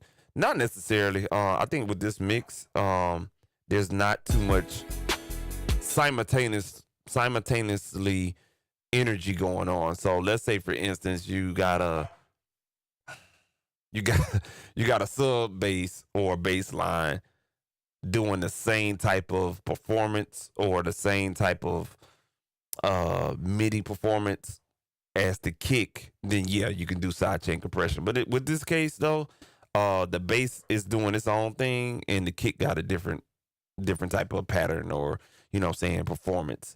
So it's kind of like both of them, or it's like a compliment, but they're not doing the same thing. So I don't feel they need the sidechain on this one. Only if there's a clash. So if I was to turn this bass sound up, let's see here.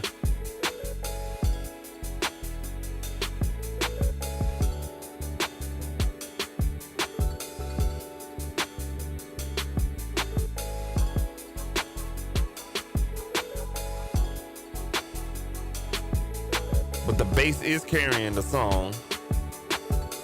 So let's do that. I don't think this plugin has sidechain input capability. I don't see it. So we may have to choose something here. A plugin that can actually do side chaining for it. So let's go ahead and find something accordingly. And that is a bass. So let's go ahead and get the La 2A up in this bad boy, and we're gonna grab an old one. We're gonna grab the original one. Man, these dogs cutting up, bro. I may have to get off this stream early because they doing the most. Does this one have sidechain capability? What are you doing, my guy? Let's see here. I don't think this one has. Let me see if I can replace it. Does this one have it? Let's see here. Let's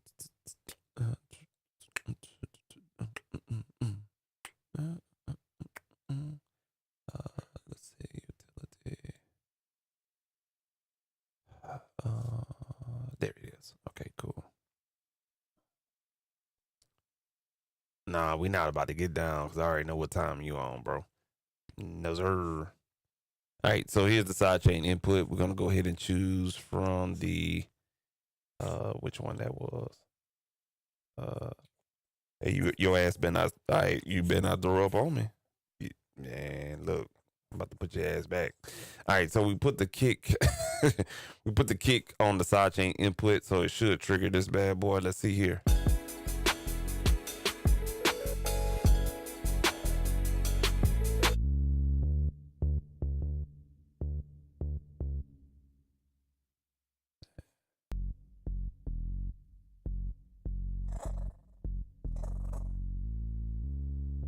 Man, your problem is, man.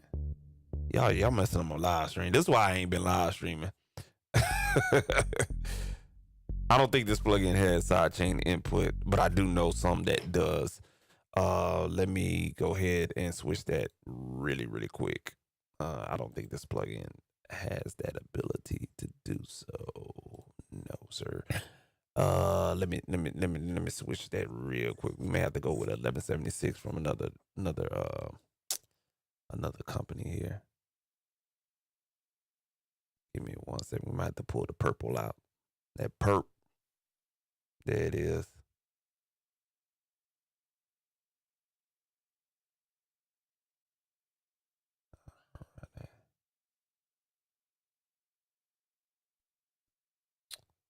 Alright, cool deal.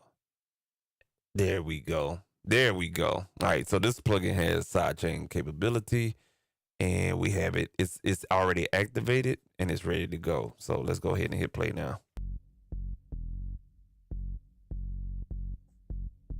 Alrighty. And we sending it in.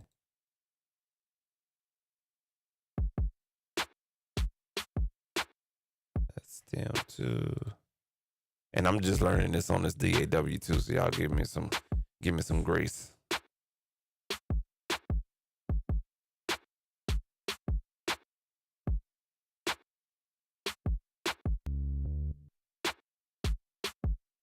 Okay, so we have an inserted in there.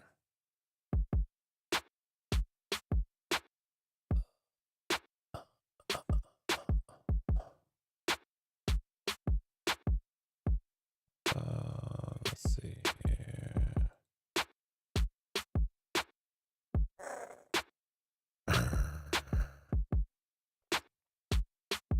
You bastard. I knew that shit. You motherfucker threw up all on my goddamn shirt. Man, get your ass up. Man, you little bastard. Asshole. God damn it. Now I'm gonna smell like Victor dog food. Motherfucker. Still putting your shit on me, man. Punk. Shit. All right, let's go ahead and put our key in.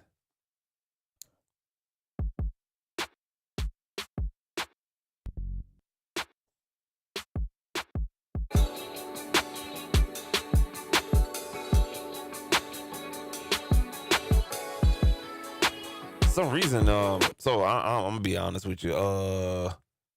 Side chaining in here. Let me unsolo it.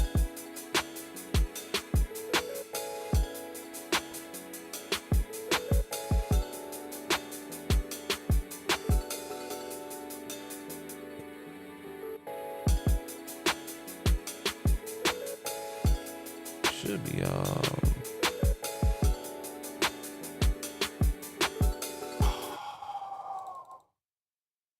oh, did I delete my bass track? Oh, there it is. Okay. Cool. And do I have it on the right bass track? Okay, yeah, I do. All right.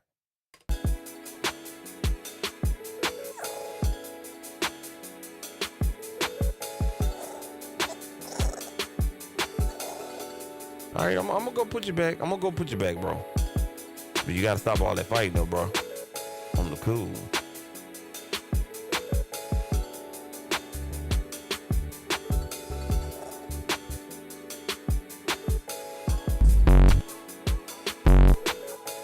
Okay, I'm trying to figure out why this thing is not side chaining. And this is my first time actually doing this in this DAW, so I'm trying to figure it out. It should be very straightforward, but it's trying to be an asshole. And we're not compressing anything, but we send the signal to the sidechain source.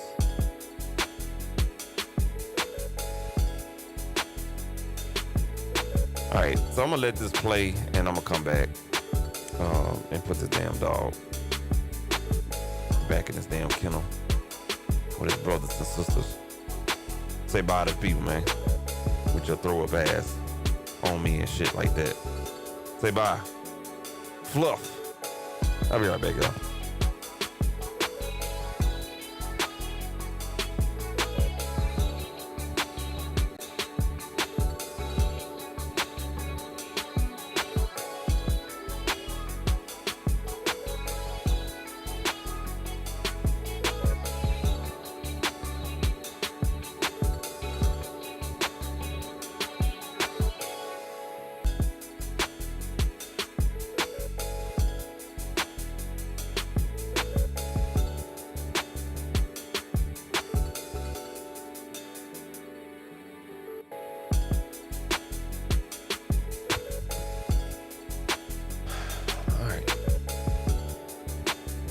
Throw up on my shirt.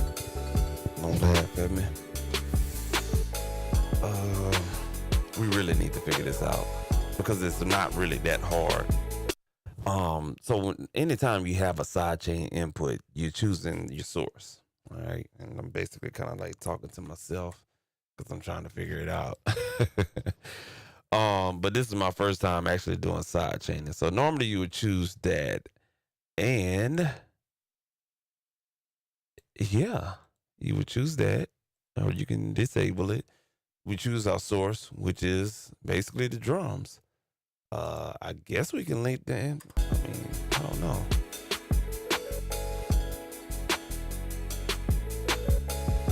Turn it on.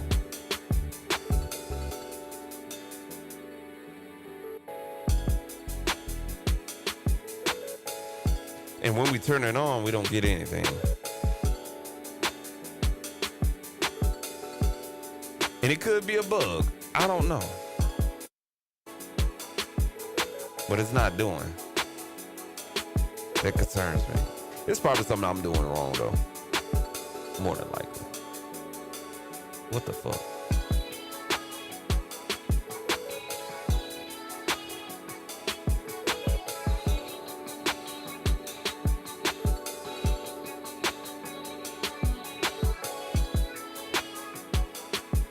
Oh.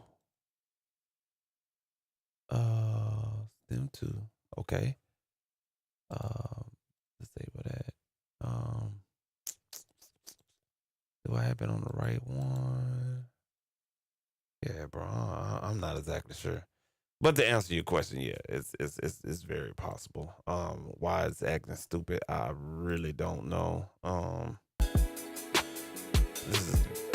This got me right here. This ain't gonna lie to you. It's simple as choosing that. You got doggone drums.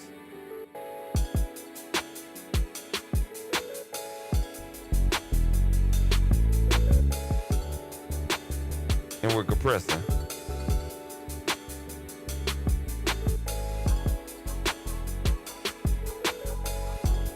But we're not getting anything. What the fuck, bro?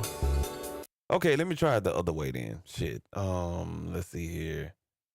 Hardware in. Oh, you know what? It may not work because this is a record. No, that can't be either. I'm gonna get back with you on that, Core. If you're still watching, I'm gonna get back with you on that. Cause it should be working though, bro. I'm not exactly sure why it's not doing what it's supposed to do. But we're choosing. It's supposed to work that way. Yeah.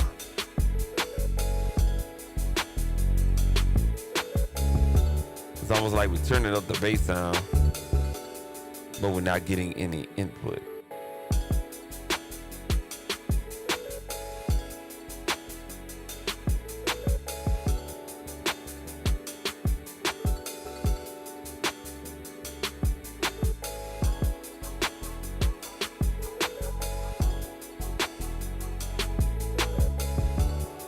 And then when we choose key, that's fucking. So the compression needle is actually, yeah, man, I ain't gonna too much worry about it. Crazy, man. What else we got? Shit.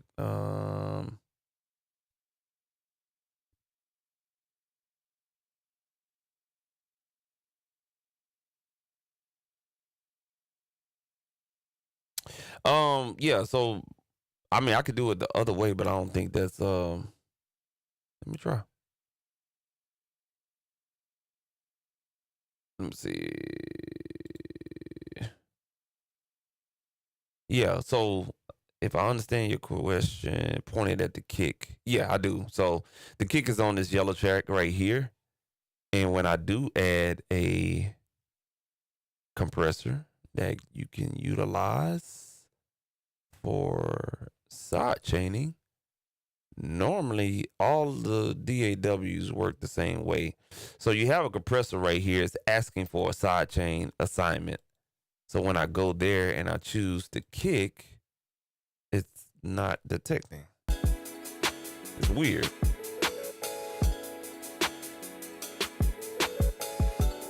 And you don't hear, you could tell it's interrupting the audio because when you turn that assignment off, you hear the bass. So that's how I know I have it working right. It's probably something I'm forgetting to do. And let me go to the track 2. Maybe there's a send. I don't know. But that's gotta be right. And they make it super easy in the DAW. I don't know, man. God damn it. And then you can see right here, DJ Big Red, your insert is the purple. So it's telling you, hey, this is your insert plugin that you're utilizing in side chaining. and then your side chain source is coming from, whatever you choose underneath it. So it's hooked up right. It's just no fucking clue. They got me on that one. I ain't gonna lie to you. I'm not gonna too much worry about it. I'll have to definitely come back and do a video on that. I just leave it like it is. But side chaining would be nice. Side chaining would be nice though.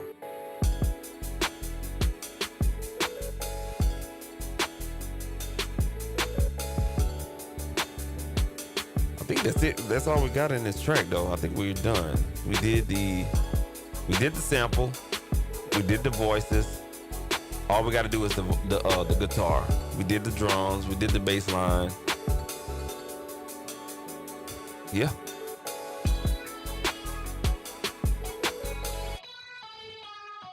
And I think I got these guitars already done up. Yes. So we're utilizing amplitude on here.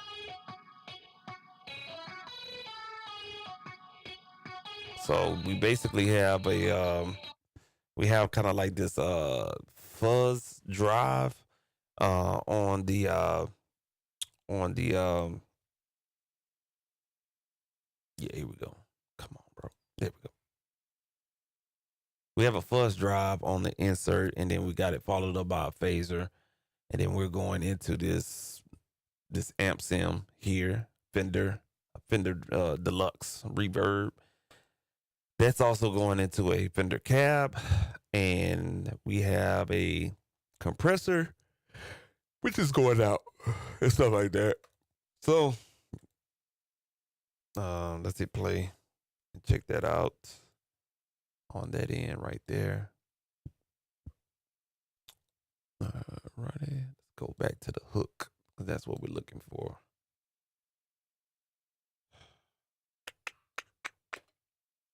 Dogs turned up tonight, man.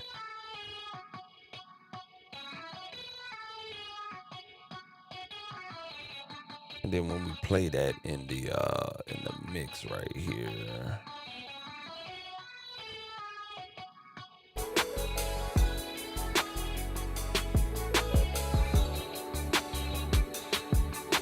So it's already mixed down. I think I had to double check the channel strip, but let's go ahead and put that in mono real quick.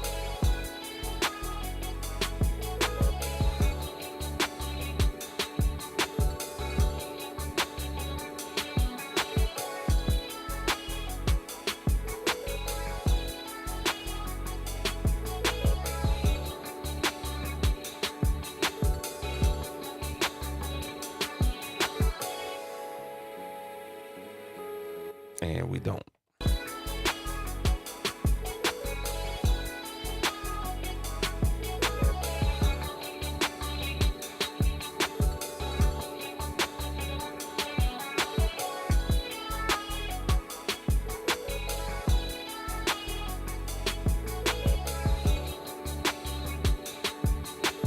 So just take out some of that mid frequency.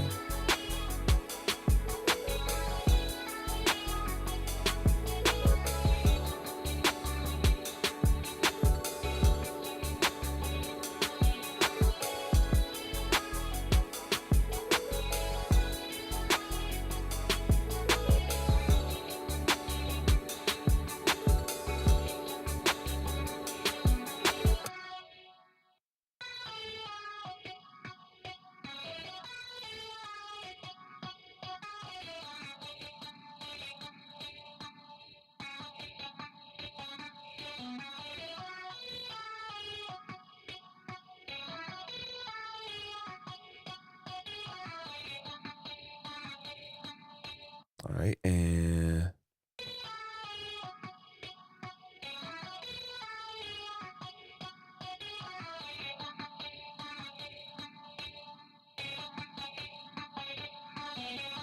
bring it back in the mix.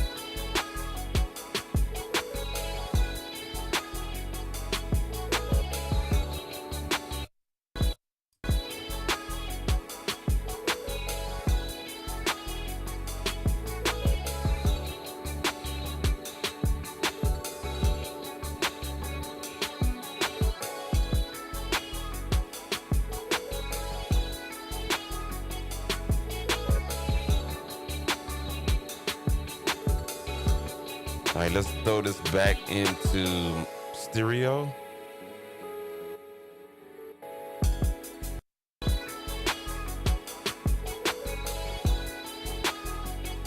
There it is. All right, cool. I think we don't need to add any reverbs or delays in here because all the instruments have a good amount of, you know what I'm saying, time-based effects to the original audio. So all we have to do is focus on the sub mix and we'll be up out of here. That guitar is a little bit too crunchy for me, so let me go back in here and make a change in the amplitude for a second.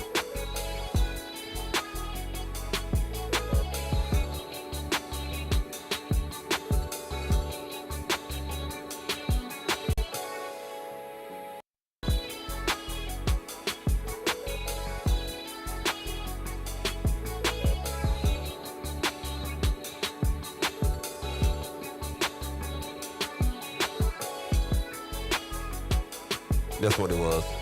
I had too much mid and too much treble on this pedal right here. Oh, right there.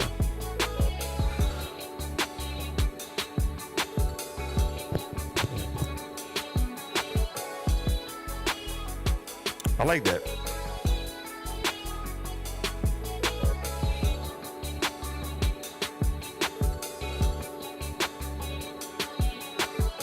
Now I'm gonna put one of those plugins that'll make your shit sound good.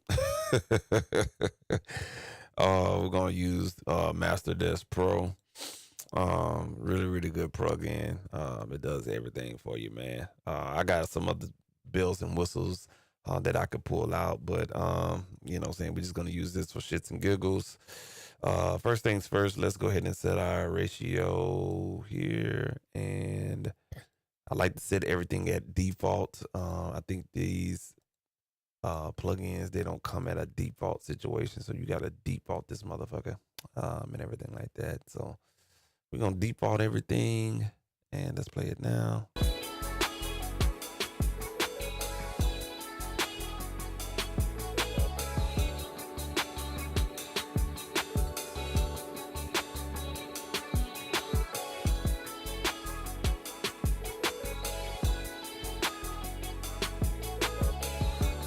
And let's go ahead and turn up our submix fader.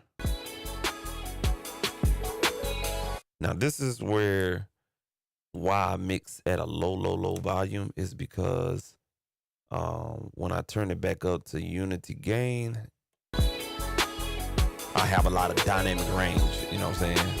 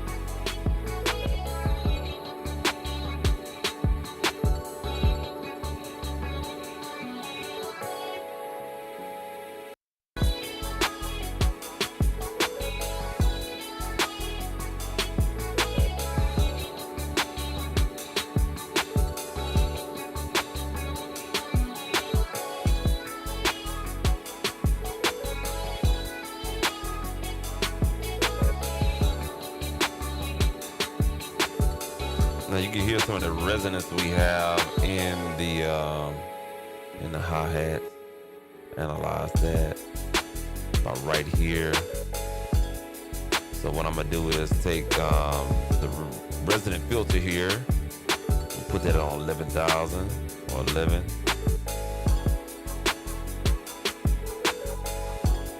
See how it takes out that resonance?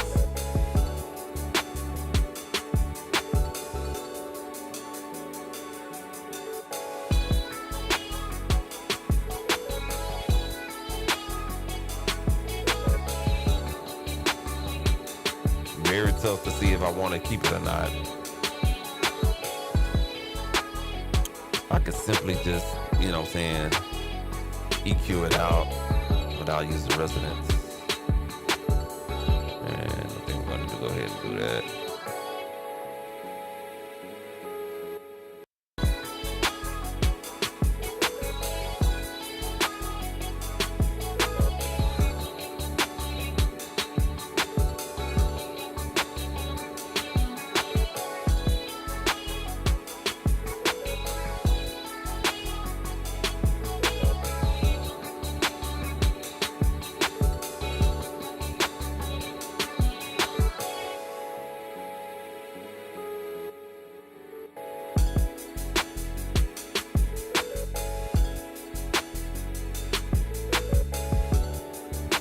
Choosing the stereo enhancement.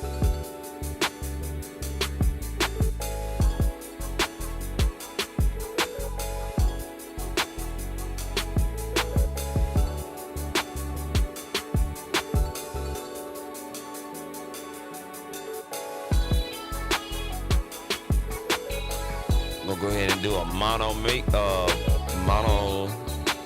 sum here below 195 hertz.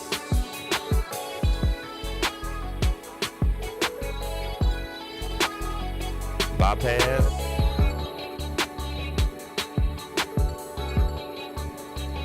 We definitely got to make up the gain somewhere.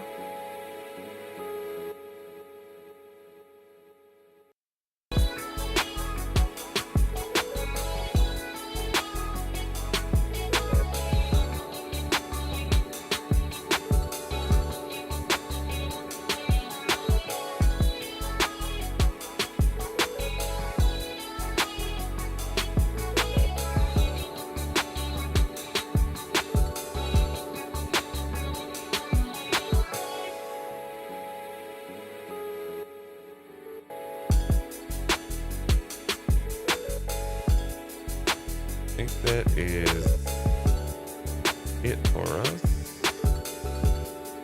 I want to kind of double check one more thing.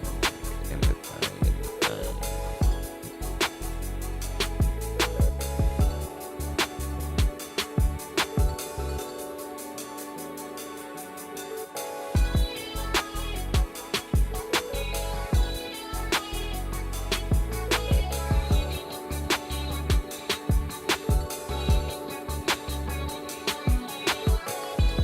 All right, cool. So we're gonna try something here. We'll grab one more processor here, and left off. God damn, can't spell. Louder than lift off or the silver bullet.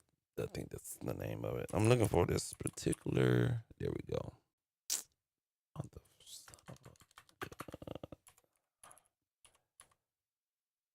There we go. All right, I was doing it wrong. All right, cool. So we're gonna utilize this now. This one, and this one is a different type of plug-in here. This one right here it's kind of like a color box, but you can kind of turn up the gain a little bit in it, and that's it acts as like a preamp almost. So what we're gonna do is try to turn down that volume coming into the bad boy.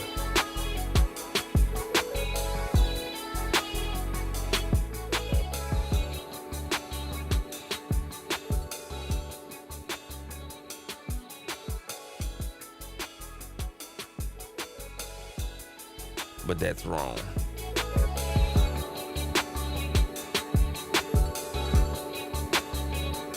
Let me do it another way.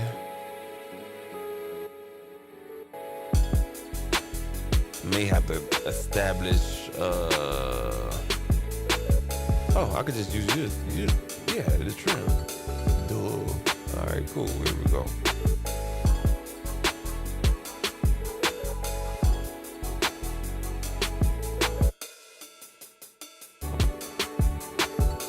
All right, so that's a bug in Luna. Luna's still in beta phase right now, but all I did was move this in the signal path first, and then this right here. All right, so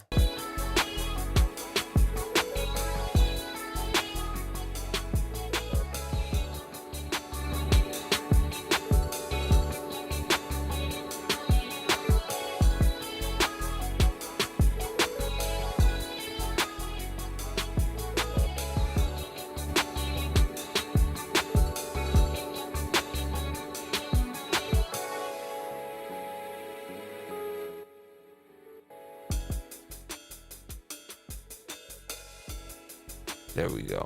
That's what I was looking for. All right, so now we can take a full advantage. So with this plugin, you can't go hot in this plugin. It won't work effectively. I learned that because if you go hot, you don't have no headroom. So we're gonna go ahead and push the volume out of here.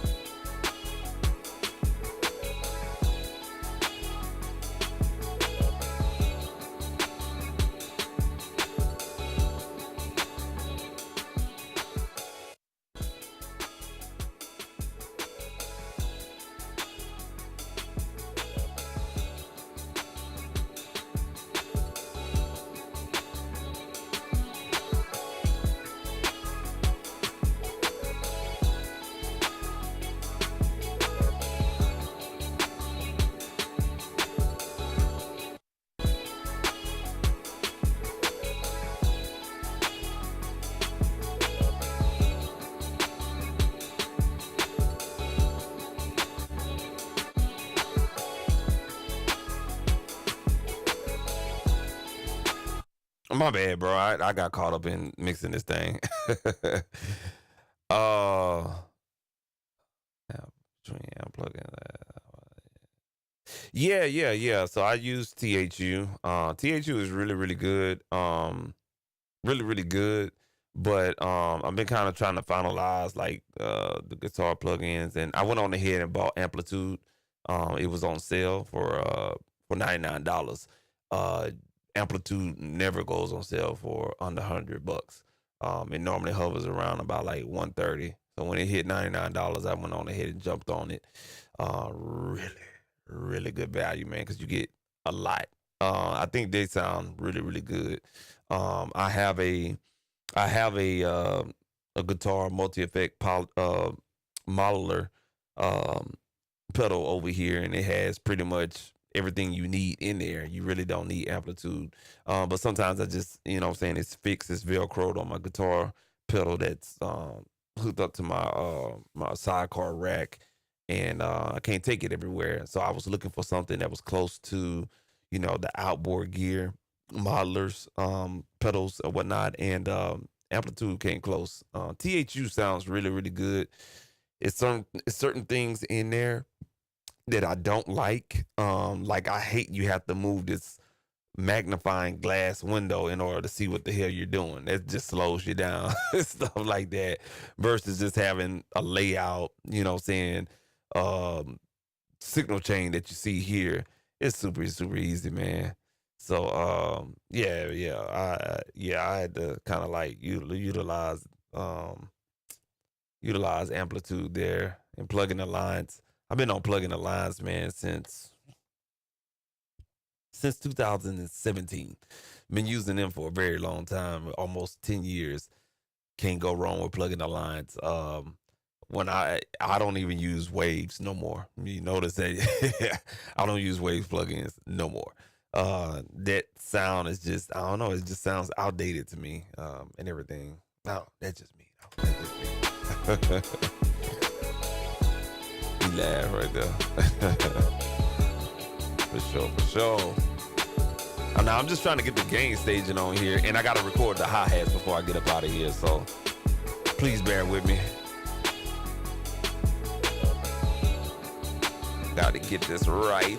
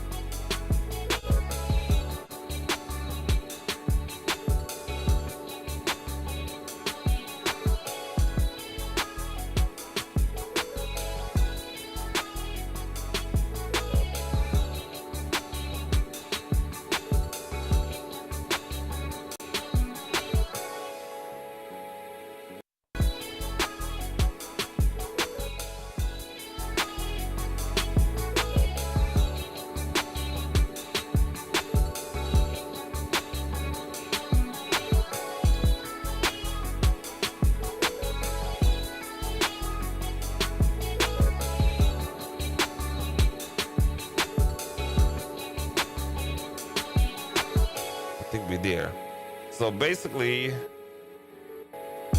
I had the gain stage this plug in. The key of it is you wanted your incoming signal coming in at 0, give or take. Once you get your incoming signal coming at 0, you can go ahead and add all the sweeteners to what the Silver Bullet has to offer.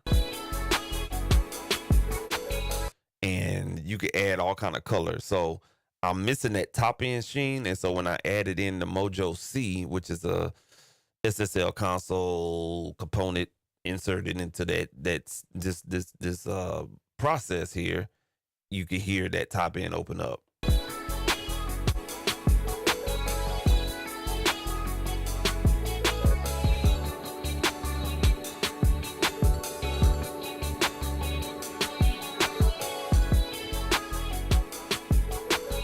So that's with it off and on.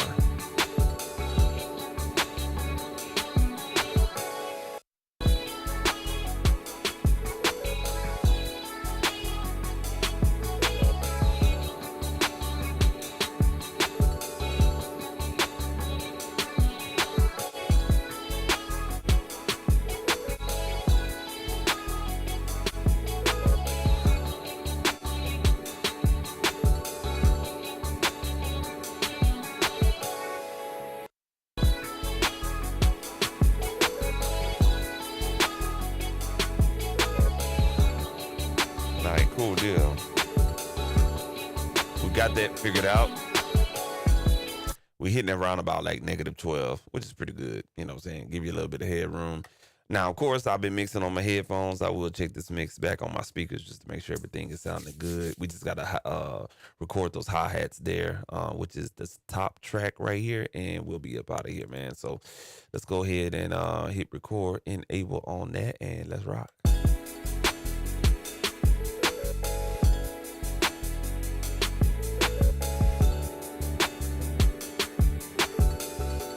So I'm gonna let it record all the way through. It's just easier that way.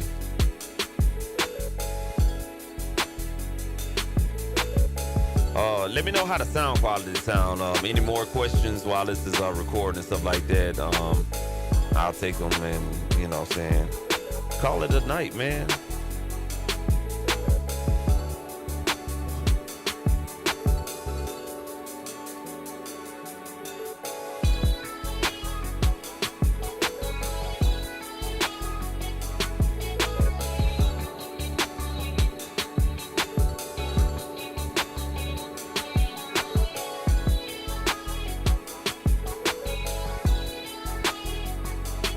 Turn those hi-hats down just a tad bit.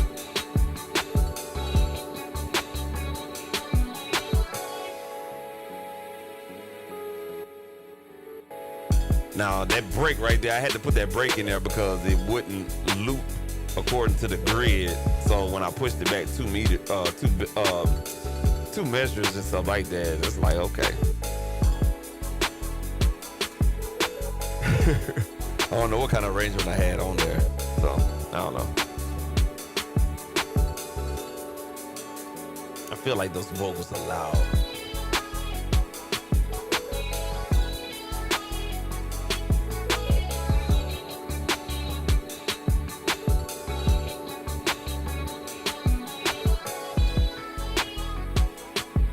Turn those vocals down a little bit.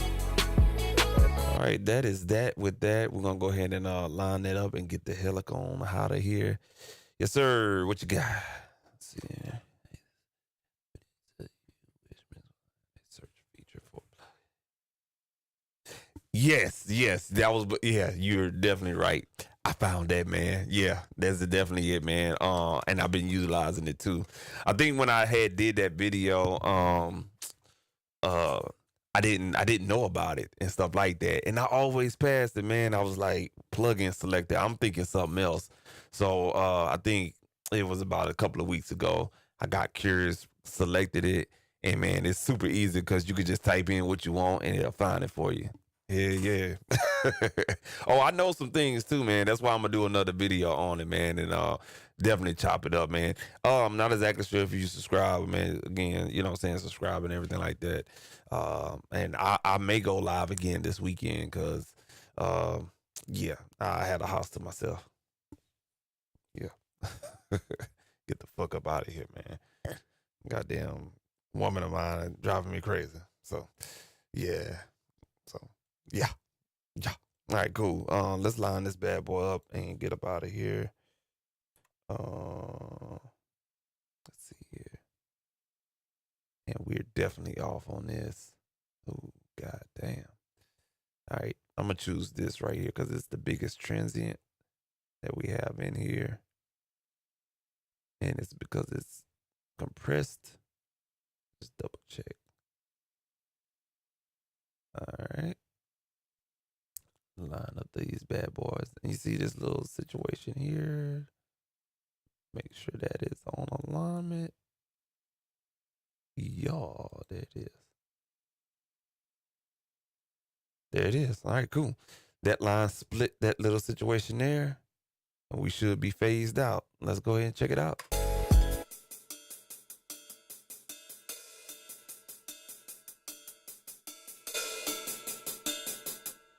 Should know allowed.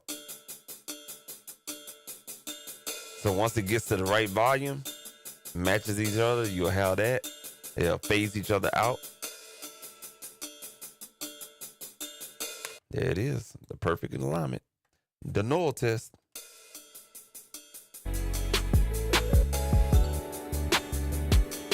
And that was ran through the compressor that you were seeing at the top left corner. It's still picking up the signal and everything. So that's basically it. That's what we got so far. Let me check these levels one more time. This has a LUFS meter on it.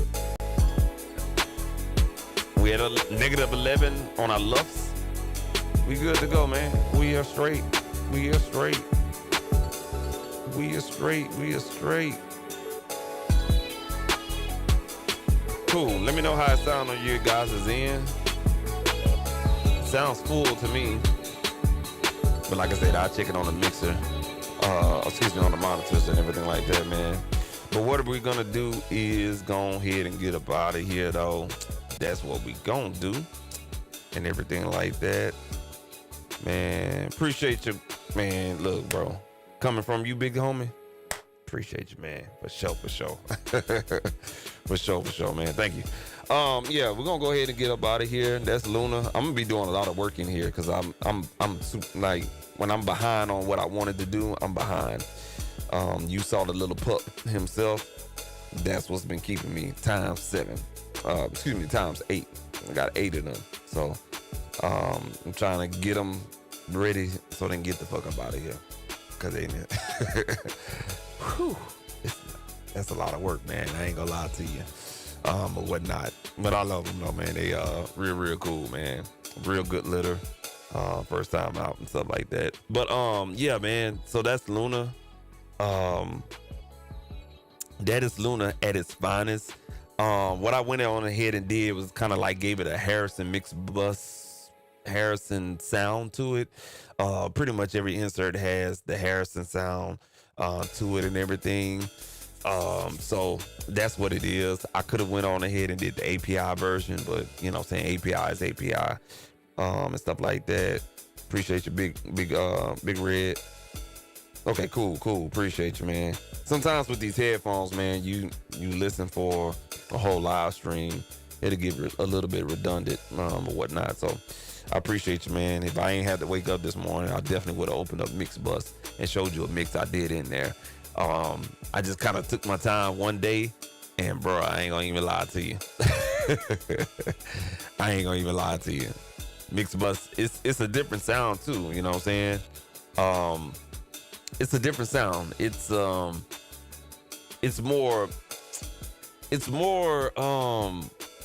more darker, warmer sound than running it through something like Luna or Studio One or Ableton Live or something like that.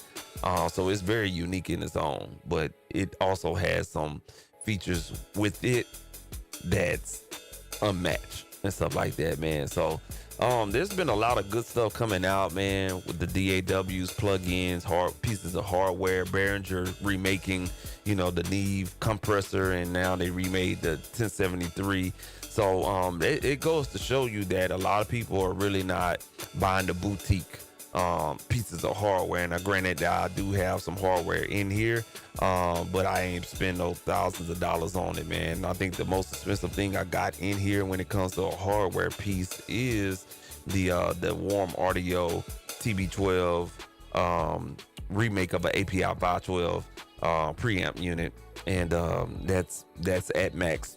You can get them on Reverb right now for about like $550. You know what I'm saying? Everything else, I mean, you know what I'm saying? It's I do have a vintage piece of gear coming in though.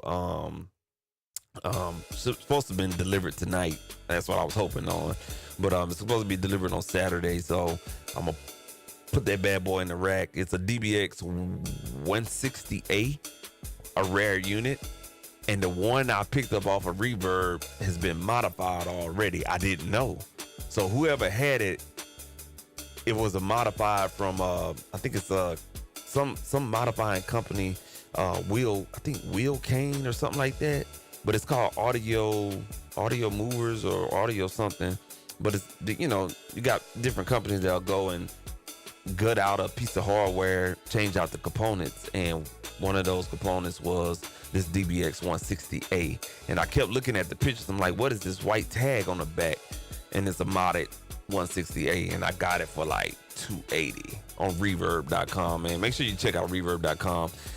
You can get some of your favorite gear for the low and stuff like that. And they even take Klarna. So if you know about Klarna, you can pick up your pieces of gear through Klarna and stuff like that. And once you pay on time, you good, bro. And stuff, man. But yeah, man, we're gonna go ahead and get up out of here, man. Appreciate everyone tuning in and whatnot. I am so behind. I do have a beat tape that's out. Go ahead and make sure you go on your favorite streaming software and check out Sound Clarity. It's my new beat tape. I never had a chance to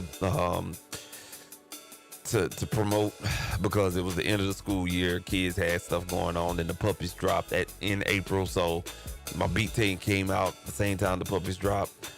Trust me, I'm gonna do better, but It's out there. I just hadn't promoted. Scan that QR code, man. Go check it out on your favorite platform and stuff like that, man. Don't forget, I do have Studio One template. You can go ahead and check it out, but I think I'm going to upgrade and add the Luna template on here just in case you do have a chance to get Luna for free. You know what I'm saying? All you have to do is just be a previous owner of some type of Luna plugin or pieces of hardware, and you can get Luna and stuff like that. If you're interested or you know anyone interested in beats, make sure you go ahead and tell them, hey man, Super Mario, go to this timestamp on this video, scan that QR code. We're going to be doing a monthly beat giveaway.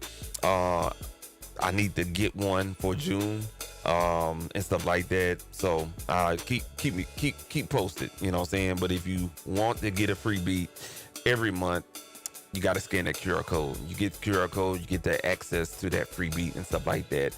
Didn't get any Patreons, you know what I'm saying? It's no money cost. Somebody thinking it's absolutely free, bro. It's absolutely free, man. Just scan the QR code. That's all you gotta do. Scan the QR code. Absolutely free, man. Free beat. That's what it is right there, man. You know what I'm saying? The best updates on what I do, everything that I know, stuff that I'm catching up, you know what I'm saying? I'm always on the up and up in the music community and stuff like that. Scan that QR code, get my email newsletter and everything like that. There's some hidden gems in there that I do not talk about on the YouTube channel and I don't post. You got to get that newsletter, man. Scan right there, man. Everything is free. And some of that bullshit, man, go ahead, take that Bath and Body Works email out of your loop, that Best Buy email out of your loop, and add my email in your loop. I'm just saying, it's more valuable than that shit right there. so go ahead, man, and scan that right there. And last but not least, if you like my music, you can go check out all of my music that I've produced in the last 20 years. If the artists was smart enough to go ahead and redistribute it through a distributor, so they can get that streaming money. It's on that QR code right there, man. I think I got over like 100 and something songs on Spotify, and it's more out there. It's trust me, it's more out there.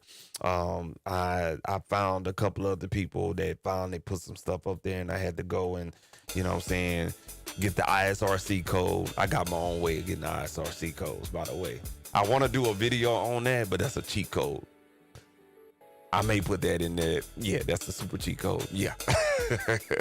But I could get the ISRC codes, go ahead and register with ASCAP and stuff like that, man. So go ahead and make sure if you just bored one day, you want to check out some music from myself and artists and stuff like that, help them out, help me out, scan that QR code, and we're all good. I think that's all of my commercials that I got for you guys.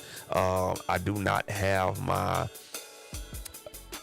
freaking e-course, but I am going to be working on the e-course here in the next month. Hopefully I won't run behind on that, but if you scan that QR code in the top left corner right here, you know what I'm saying, scan that QR code, it's going to take you to my link tree. It'll be the first link. Sign up for that e-course if you're interested. I think the first e-course we're going to do is going to be it's going to be on, I forget the damn name of it or whatnot, but it's basically, you know, saying you got a lot of rappers out there want to record themselves, so I'm gonna give you, you know, my e-course on how you can be successful recording yourself. This is something that I done picked up for the last 20 years, coming from a person that used to record in a closet, you know what I'm saying? Now I record in this open room because you really don't need an isolated booth half the time. You do, but you don't. You know what I'm saying? It's just certain things that you can do.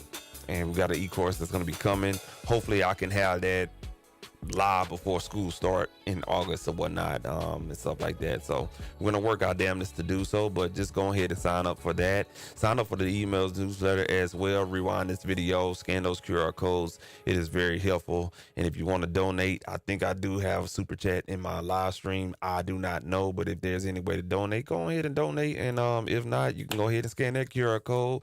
Man, buy me a coffee, man. I love Starbucks. I love Dutch Brothers. You know what I'm saying? Coffee normally runs about $8.50. Holla at your boy. Nah, I ain't gonna beg, man, but it's there just to put it there, man. I'll be a damn fool if I don't scan nothing, man. Hey, man, I appreciate everyone tuning in and stuff like that. This has been your boy Super Mario, man. I have been busy with the puppies, you know what I'm saying? So 7 weeks I've really been kind of like off the rocker and everything like that. But best believe I always stay prepared, and I'm gonna be doing some things here or whatnot. Next video, next live stream for my boy DJ Big Red 81. Appreciate you tuning in. Corey Mitchell, appreciate you tuning in. Record TV, Los, appreciate you all for tuning in and stuff like that. We're going to be checking out Mixbus 10 and more things that I've learned about it. Love what they got going on in there and everything like that. So make sure you tune in. I may go live streaming, not Father's Day, probably Monday or Saturday. It just depends. And I will be working in there, man. Between these two dolls, they give me different flavors of mixing. And I think at the end of June, I'm gonna make a big decision and just cut off my subscription. My subscription with Studio One. I hate to say it, but the interfaces that came out, they look good, but I had a horrible experience with the interface and their customer support, and they wanted to charge me $200 to fix my interface within warranty. So I love Personas, but they really fall into the wayside, man. But Luna just has a straightforward workflow, better graphics, better, you know what I'm saying, in-DAW features, and Mixbus, I mean, pretty much the same way how Luna is set up as well. I'm over with having not looking at some type of graphical user interface, and I kind of want to have that visual, kind of like how I have a visual with these processors in here as well. So yeah, Mixbus 10 next live stream, man. Appreciate y'all, everyone, man. Thank you for staying up with me. People that's playing it back, you know what I'm saying, appreciate you, man. 1 o'clock is here. Thank y'all. Y'all have a great one and stuff like that. If I do not live stream on Saturday, all the fathers out there, man, hey, man, congratulations to you. You made it this far. Keep doing it and stuff like that. And happy Father's Day to you guys as well, man. Eat you some barbecue and stuff like that, man. Enjoy yourself. Pamper yourself. Do yourself, man. And more importantly, man, stand up for yourself, man. This has been your boy Super Mario, man. We are out of here, man. I'm going to go ahead and kill this Luna channel here. And we're going to be out, man. Y'all be easy. Peace.